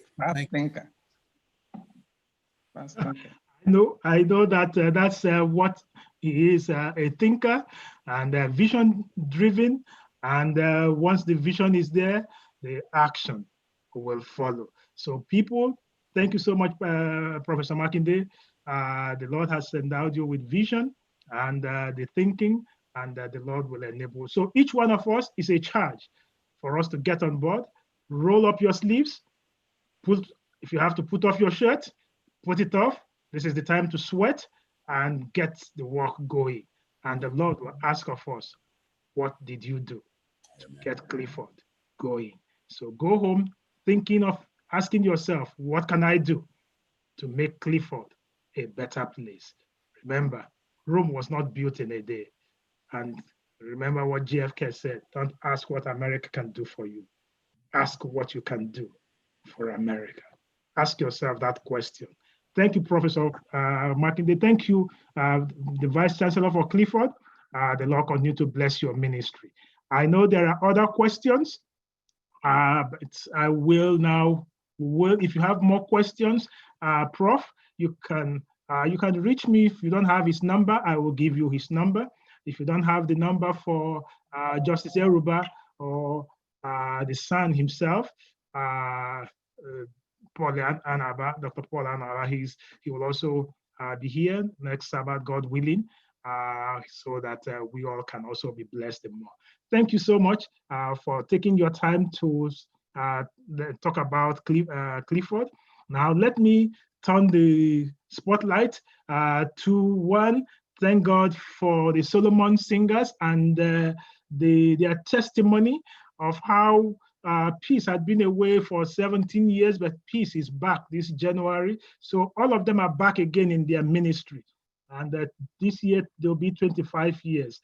By the way, I challenge each one of you, the Solomon Singers, to join the choir here. The choir master will be reaching out to you so that all of us can also sing together. Thank God for your ministry. And this, I know you have many more things in store. We will be talking about that another time. But just know we are praying for you, and the Lord will bless you as you minister together. Keep the light burning. Let me turn to my grad ones now. Yes, I will go one from the Oriacus. I see the Oriacus have 3 grad ones in that house. That is a die-hard family there, not minding the challenge of this time. The Lord has used them to be a blessing. So you want to spotlight the family. There they are. I don't know how to start. They have them in various categories. You're telling me how to start? Okay, let me start with, please help me if I tongue tie. This one they say is salutatorian. How do you pronounce that one?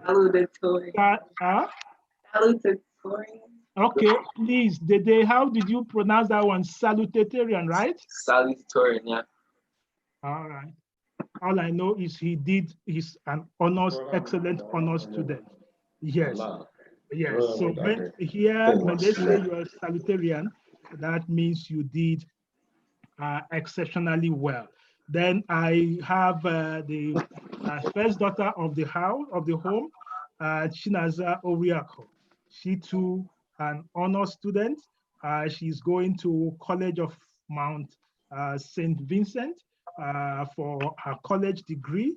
And then the mother of the home, it's now no more me. I mean, Amarachi is now Dr. Mrs. comes first. Mrs. Dr. Amarachi Oriak. Yes, because that is the highest degree you can get. Yeah, Mrs. Yes. So to the Oriakos, we rejoice with you. Daddy, you want to say something before I move my spotlight to the Oluebere Mokocha? I mean, to Ihechi. Yeah, I want to thank God for his leading and guidance. Because of time, I just want to highlight that it wasn't an easy road. The journey was tough and hard. And to tell you the truth, people were screaming that they want to give up. They really wanted to give up. But God was behind us and he supported and encouraged and paved the way through. So today we really are happy and we want to thank God for his mercy and for his special grace on us. To God be the glory to us and to everybody also. In Jesus' name I pray. Amen. Yes. Let me go to Ihechi Imo, but let me take the family together because I see Ihechi Imo, I see Mommy also graduating. So Mommy, where's Ihechi? Where is Ihechi Imo? Okay. Ihechi Imo. Okay, Ihechi is not here. Okay, Mommy, you want to speak on yourself? That's Sister Betty Mogugu and Ihechi Imo. Can we take another family while they prepare? Okay, while they are preparing. Okay, yeah. Let me take, then let's go over to the family of the Nwokochas. Yes, I can see everybody is here now. Come and give my phone. Go ahead, you're online. The Nwokochas in a short. Yes. We want to thank God for the wonderful opportunity. We want to thank God that my wife was able to. Don't get it connected. Also, I want to also say that we always need the best of our mother in the family. I'm with you. I'm obligated for better. Okay, but where are you? I'm not seeing you online. Regular one. Oh, okay. All right.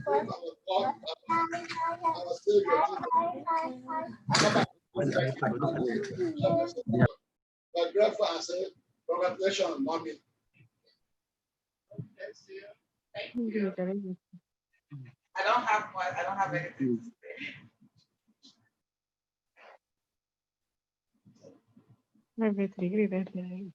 They sent you a private message.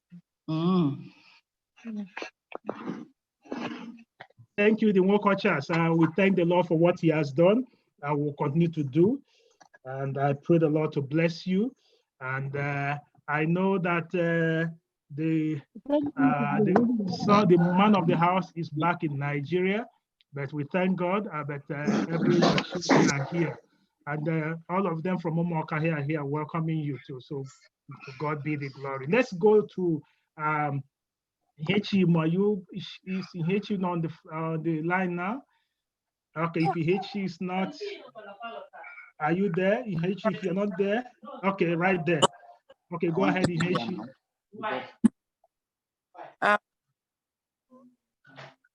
I really have nothing to say besides thank God for achievement of milestone in my life. Yeah, so I'm grateful to God and I'm thankful to God. And yeah, that's it. Yep, the Lord has done it. Blessed be his holy name. Amen. And Mommy is also here in New York with us. Mrs. Betty Mogugu. Yes, Mommy, go ahead. Hello. Yes, we can hear you. Go ahead. Thank you all for your prayers, and I thank God. Adult education is not easy. I just struggled to complete what I started, and the Lord did it. So to him be all the glory, all the praise, all the honor and adoration.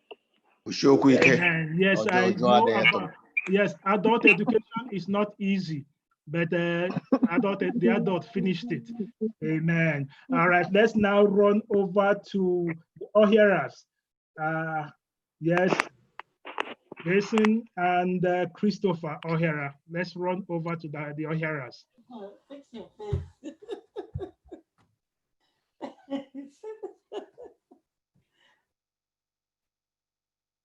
All right, the O'Haras, yes, we can hear you.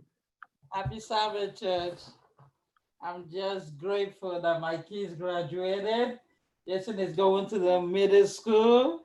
Christopher is going to first grade. Seems like yesterday. Premature baby is now going to first grade. I still can't believe it. I just thank God that in the midst of all this pandemic and everything that we went through with the death of the father of the family, that we're still able to come through all of this with the grace of God. We thank God for everything, and we pray that he continue to lead them in all their studies in Jesus' name. Amen.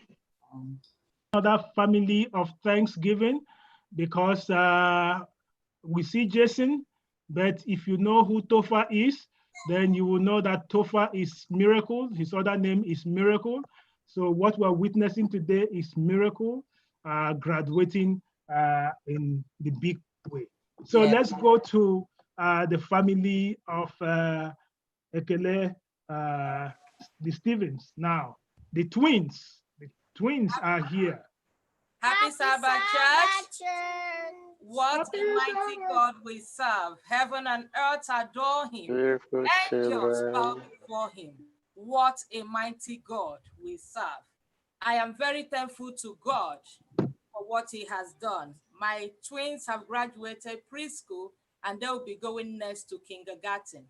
Wow. Oh, really? No. Preschool. Pre-K. They're going to kindergarten. Amen. Amen. Amen. Which degree is pre-K? Which one is that pre-K degree? Right? Pre-K. And they graduated with honors.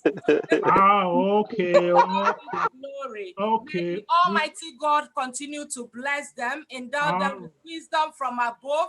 May his almighty protection be upon them as they continue to grow in his wisdom and knowledge. Amen. All right. Let's now move to the next. Our favorite song, This Little Light of Mine. They want to sing it. Put it up. This Little Light of Mine. Oh, okay. This little light of mine, I'm gonna let it shine. This little light of mine, I'm gonna let it shine. This little light of mine, I'm gonna let it shine. Let it shine. Let it shine. Let it shine. All right. Whoa. Amen. Oh, my teacher also taught me that song too. I can sing that one too. Yes. Okay. Praise the Lord. So now let's move to the next family, the family of the Akogum. Yes. And there we have Vicky. I don't know which of the Vicky, big one or small one. I don't know which one is graduating today. Happy Sabbath. Okay. All right. Let me see who's coming on the screen. It's the little one, but she's sleeping. Graduation day. Okay. She's sleeping. All right. To God be the glory. Yes, to God be the glory. Victoria has graduated from preschool and she's going to kindergarten. God has been so faithful because 5 years ago today, we were in First Igbo and we were called out in front of the church my husband and I, and the church prayed for us because our wedding is tomorrow, July 19th, 5 years ago on a Sunday, 5 years ago today, July 18th. We were in church and I was expecting, she was in my little belly and she was growing. And 5 years later, our girl has graduated from preschool and is going to kindergarten. God is so good. She had a song she wanted to sing, the BIBLE. She tried, she really tried, but so no problem. Okay. Next time we're going to sing. Tell her she owes us a song, eh? All right, congratulations, mommy. Praise God. Where is Grandpa, by the way? Grandpa. It's okay, I'm representing him. I'm here. Okay. Okay, Grandpa. Grandpa in Syracuse, New York. Okay, welcome. Grandpa is in Syracuse. All right, it's good, Grandpa, that you let the cat out of the box. Amen. All right, please, church, just silent now, because some people have been working behind the scene to get this done, and they are also graduating. That's why they have been doing this. I saw a family here. They say Chinyere Agu. Chinyere Agu. I don't know this family. Do I know this family? Chinyere Agu. Can I see Chinyere Agu? And maybe Ugo Agu will also. That is the family. Oh. Happy Sabbath. Happy Sabbath. Amen.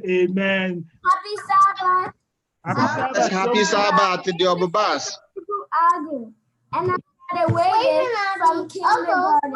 And I'm going to first grade, second grade, fourth grade, fifth grade, sixth grade. Congratulations from Obuba.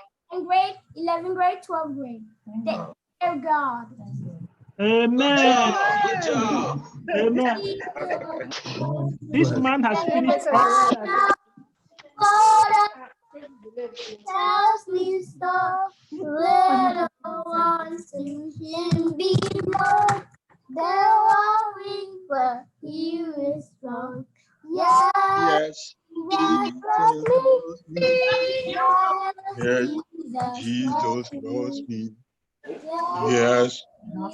Jesus loves me. Who test me so. Amen. To God be the glory. Yeah. Amen. Yes. To God. Yes, church. Obuba, congratulations. So, church, this is okay. Thank God for all the blessings, and we have been blessed with these graduates. I will quickly turn around now and we welcome all our guests. I will do that swiftly and quickly. I'll start with our guests who are coming. Please unmute yourself. Already we heard from Dr. Wampwa, Bennett Wampwa. Yes, Dr. Bennett, all the way from St. Louis, Missouri. We thank God for having you with us. Please go ahead and mute. Just say Happy Sabbath to all. Just please, let's do this orderly. Just unmute quickly. And when I come to you, please. Doc? Okay. Doc? Okay, Doc is still off. All right. Let me now go over to, okay, Doc, go ahead, greet. Just say Happy Sabbath, and we're so glad to have you. Thank you all. God be with you all. Amen. Amen. Yes. Amen. Yes, I see, let me see, the other person here, Obioma Nanji. Obioma Nanji, I see you there. Obioma is still talking. Obioma, you are welcome. Obioma Nanji. All right. Unmute yourself. No, you're muted. Unmute yourself. Obioma, you're muted. Okay, so let me quickly while he's struggling with that, I see Pastor Ihana Chualala. Pastor Ihana Chualala. Yes, Pastor, go ahead. Thanks so much. That's a very wonderful program. The Lord will bless you all the organizers, all our brothers and sisters over there. God bless you all. Amen. And I see another Alala too. Yes, Alala Chimoba. Alala Chimoba, you want to greet?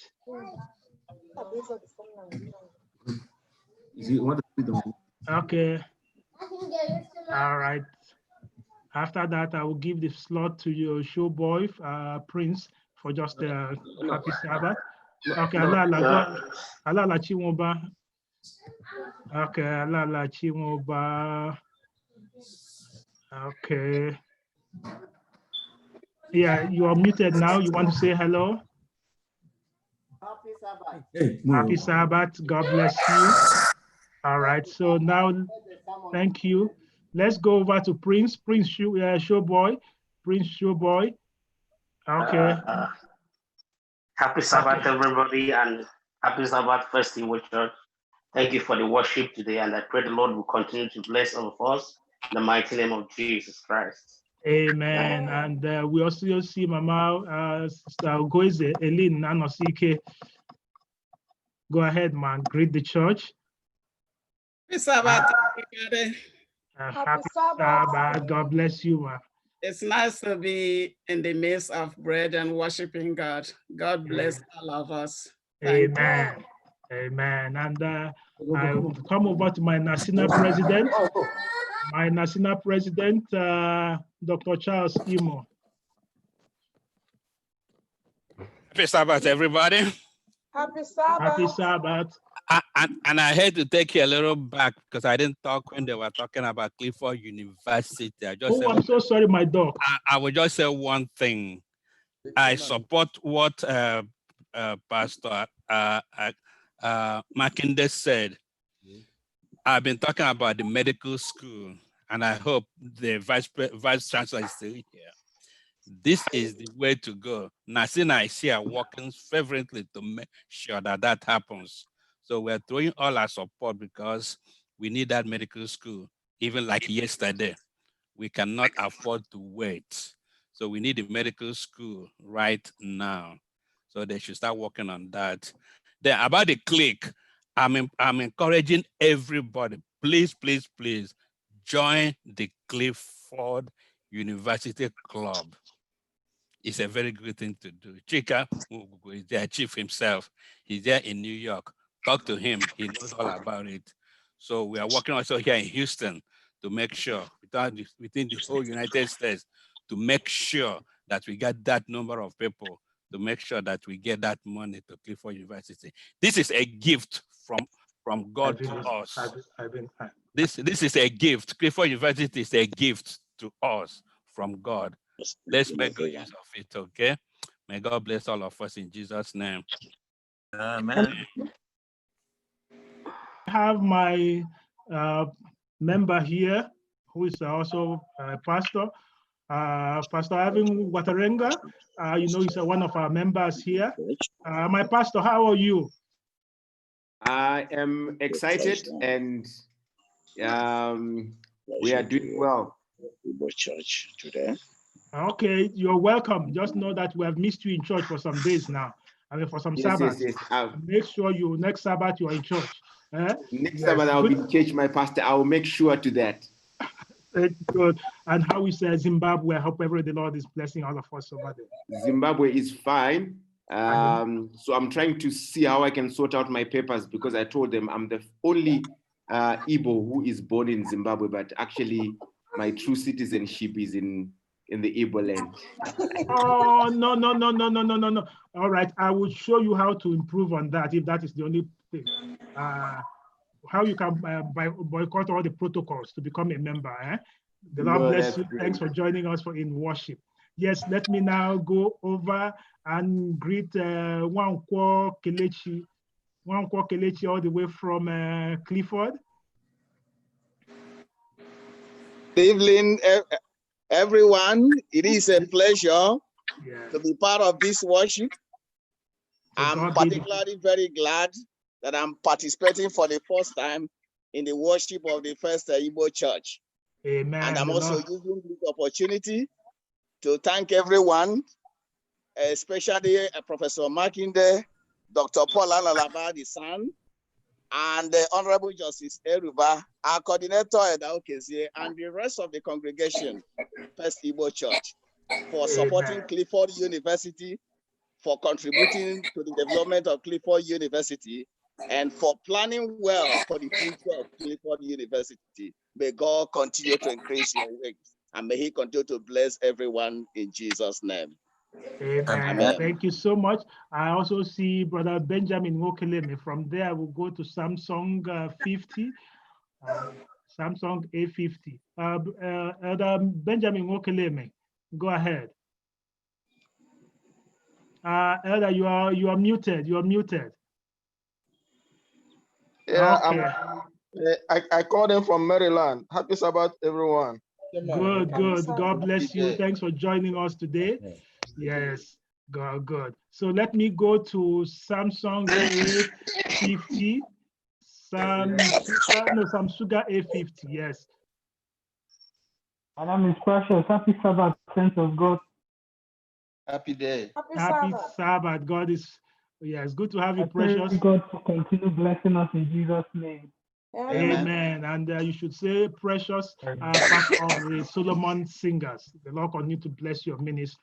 Yes, and I'm so glad I have Solo Best too. Solo Best. Solo, are you there? That is the best man. Okay. Happy Sabbath, everyone. Yes. Happy Sabbath. I'm very happy to join you for the first time. God bless you. I enjoyed your service. Yes, that's Solo. Solo, you're calling from Abu Dhabi, UAE. Wow. Wa salam alaikum. Walaikum salam. You're welcome. And I know the time over there now is about 12 midnight, right? No, 9:54 p.m. now. 9:54, all the way from Abu Dhabi. Yeah. God bless you for joining us, and please come and come again. Yeah, God bless you. Thank you. Yes. All right. Let me now go over to I have Solo West. What is happening to my screen? Okay, I see Chihorom Nanya. Chihorom Nanya Ezadiele. Mute yourself. Unmute yourself, Chihorom Nanya. Okay, she's still muted. All right. Okay. Happy Sabbath, everyone. Happy Sabbath, Zadele. You're calling from? I'm calling from Alberta. Alberta, Canada. Wow. Good to have you, my sister. God bless you. Yes, and please come again. The Lord bless you. Okay, that's the baby who is greeting there. Please, my dear, God bless you. Good to have you, my dear. Yay! Yes. All right. I see the family of Bliss Wampa. Bliss, Brother Wampa, you want to greet? All right. They're muted. All right. I see another Samsung S. This thing. Samsung SMT377V. Samsung SMT377V. Okay, yes.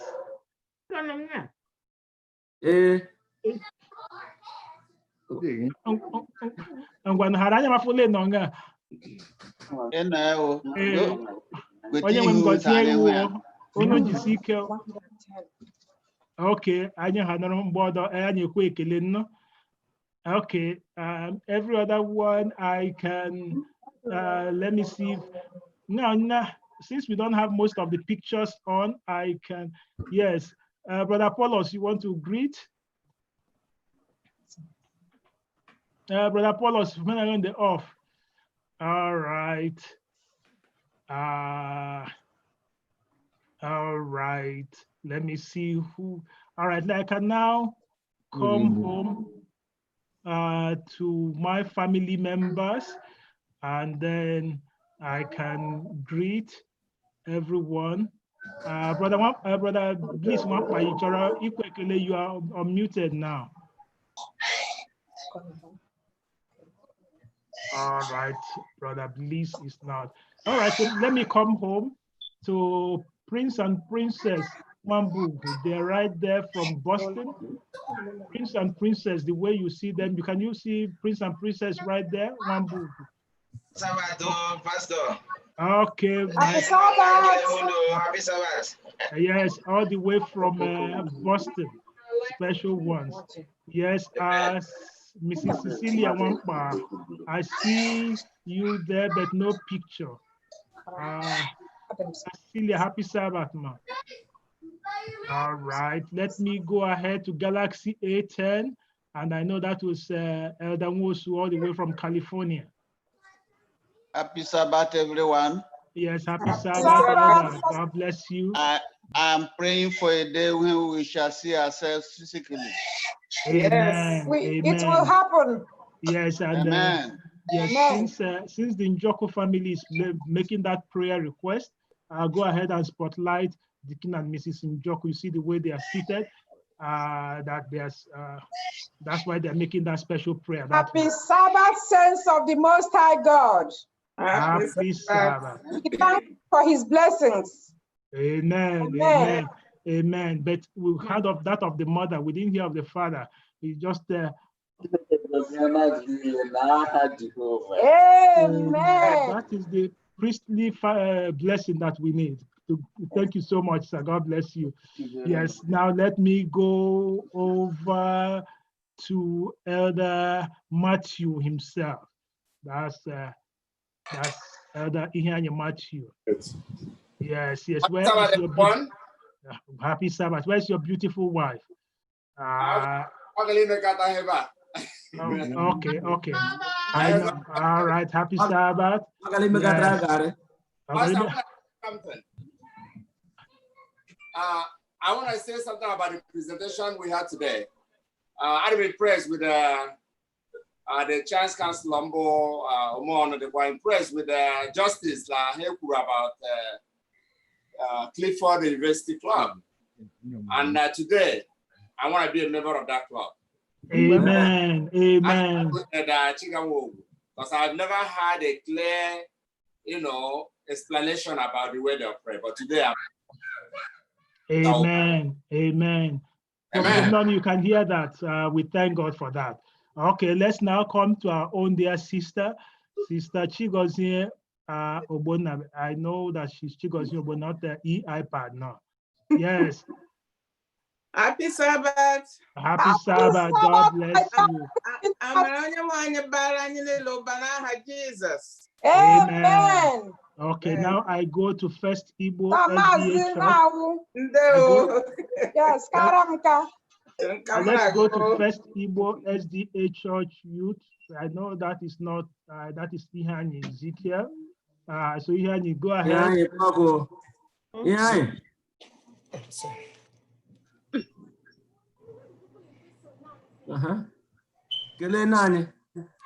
Peace out with everyone. May the peace of God be with you. Amen. Amen. Yes. All right. So let's go to our joy, Avon. Yeah. I'm okay, Galibe, your turn.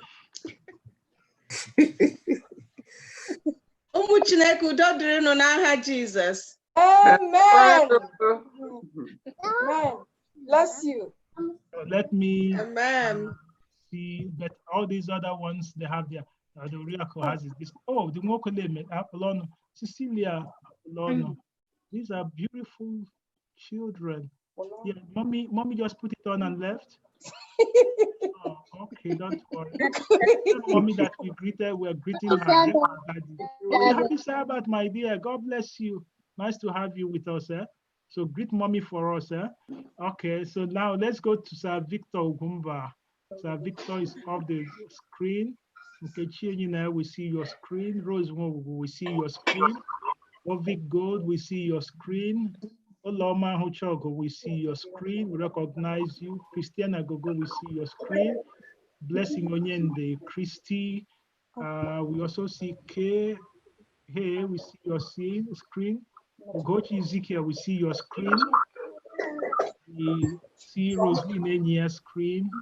Ifeoma Vivian, Galaxy Tab, Chinwe Bere, Onyedika Chia Kwarando, Amarachi Ezekiel, Y Light, LG Stylo 6, and Benjamin Moko. Beautiful. Yes. Okay. Faith Omeono, Faith, by that name, I know that should be the daughter of Professor Omeono, but will you see your screen? You're welcome, Faith. Betty, I see your Betty's iPhone. So this way, I don't think I left out anyone. I pray the Lord to bless each and every one of you. And who did I leave out?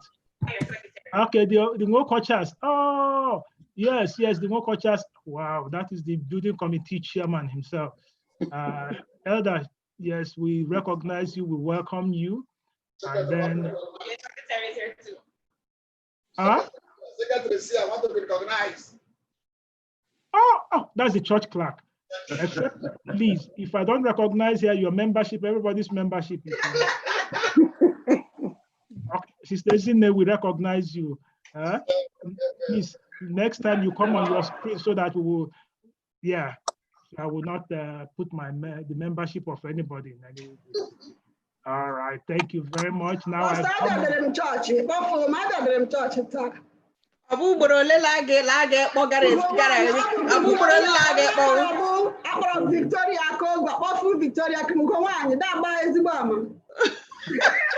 Okay, Biko.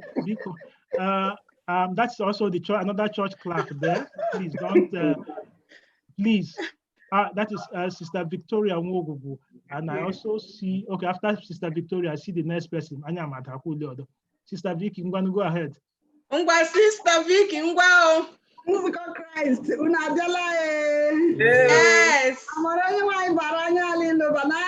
Jesus.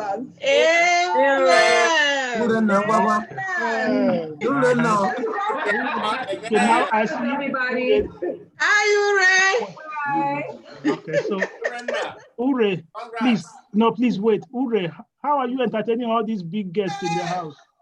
Oh, God bless you with a nice big space. Okay. Oh, you have a big space that can take the big people, right? All right, that's a very good one. God bless you for taking care. You're off. They've muted you, Sister Vicky. They've muted you. She turned off her air conditioner that we are burning off her money. All right, God bless you all. All right, now let's finally come. Let's come over to Ugwagu family. Ugwagu family, then please can we spotlight Ugwagu family? All right. That is the man behind all the technical all the technical things. All right, thank you everyone. God bless you all. God bless everyone. Remember, subscribe to our YouTube and come again next Sabbath, the Lord willing, if the Lord tarries till then.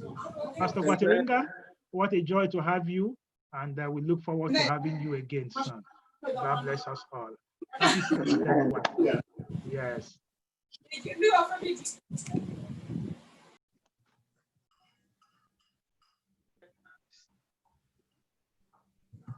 Bye-bye, everyone. Bye-bye now. God bless. Bye-bye. Bye.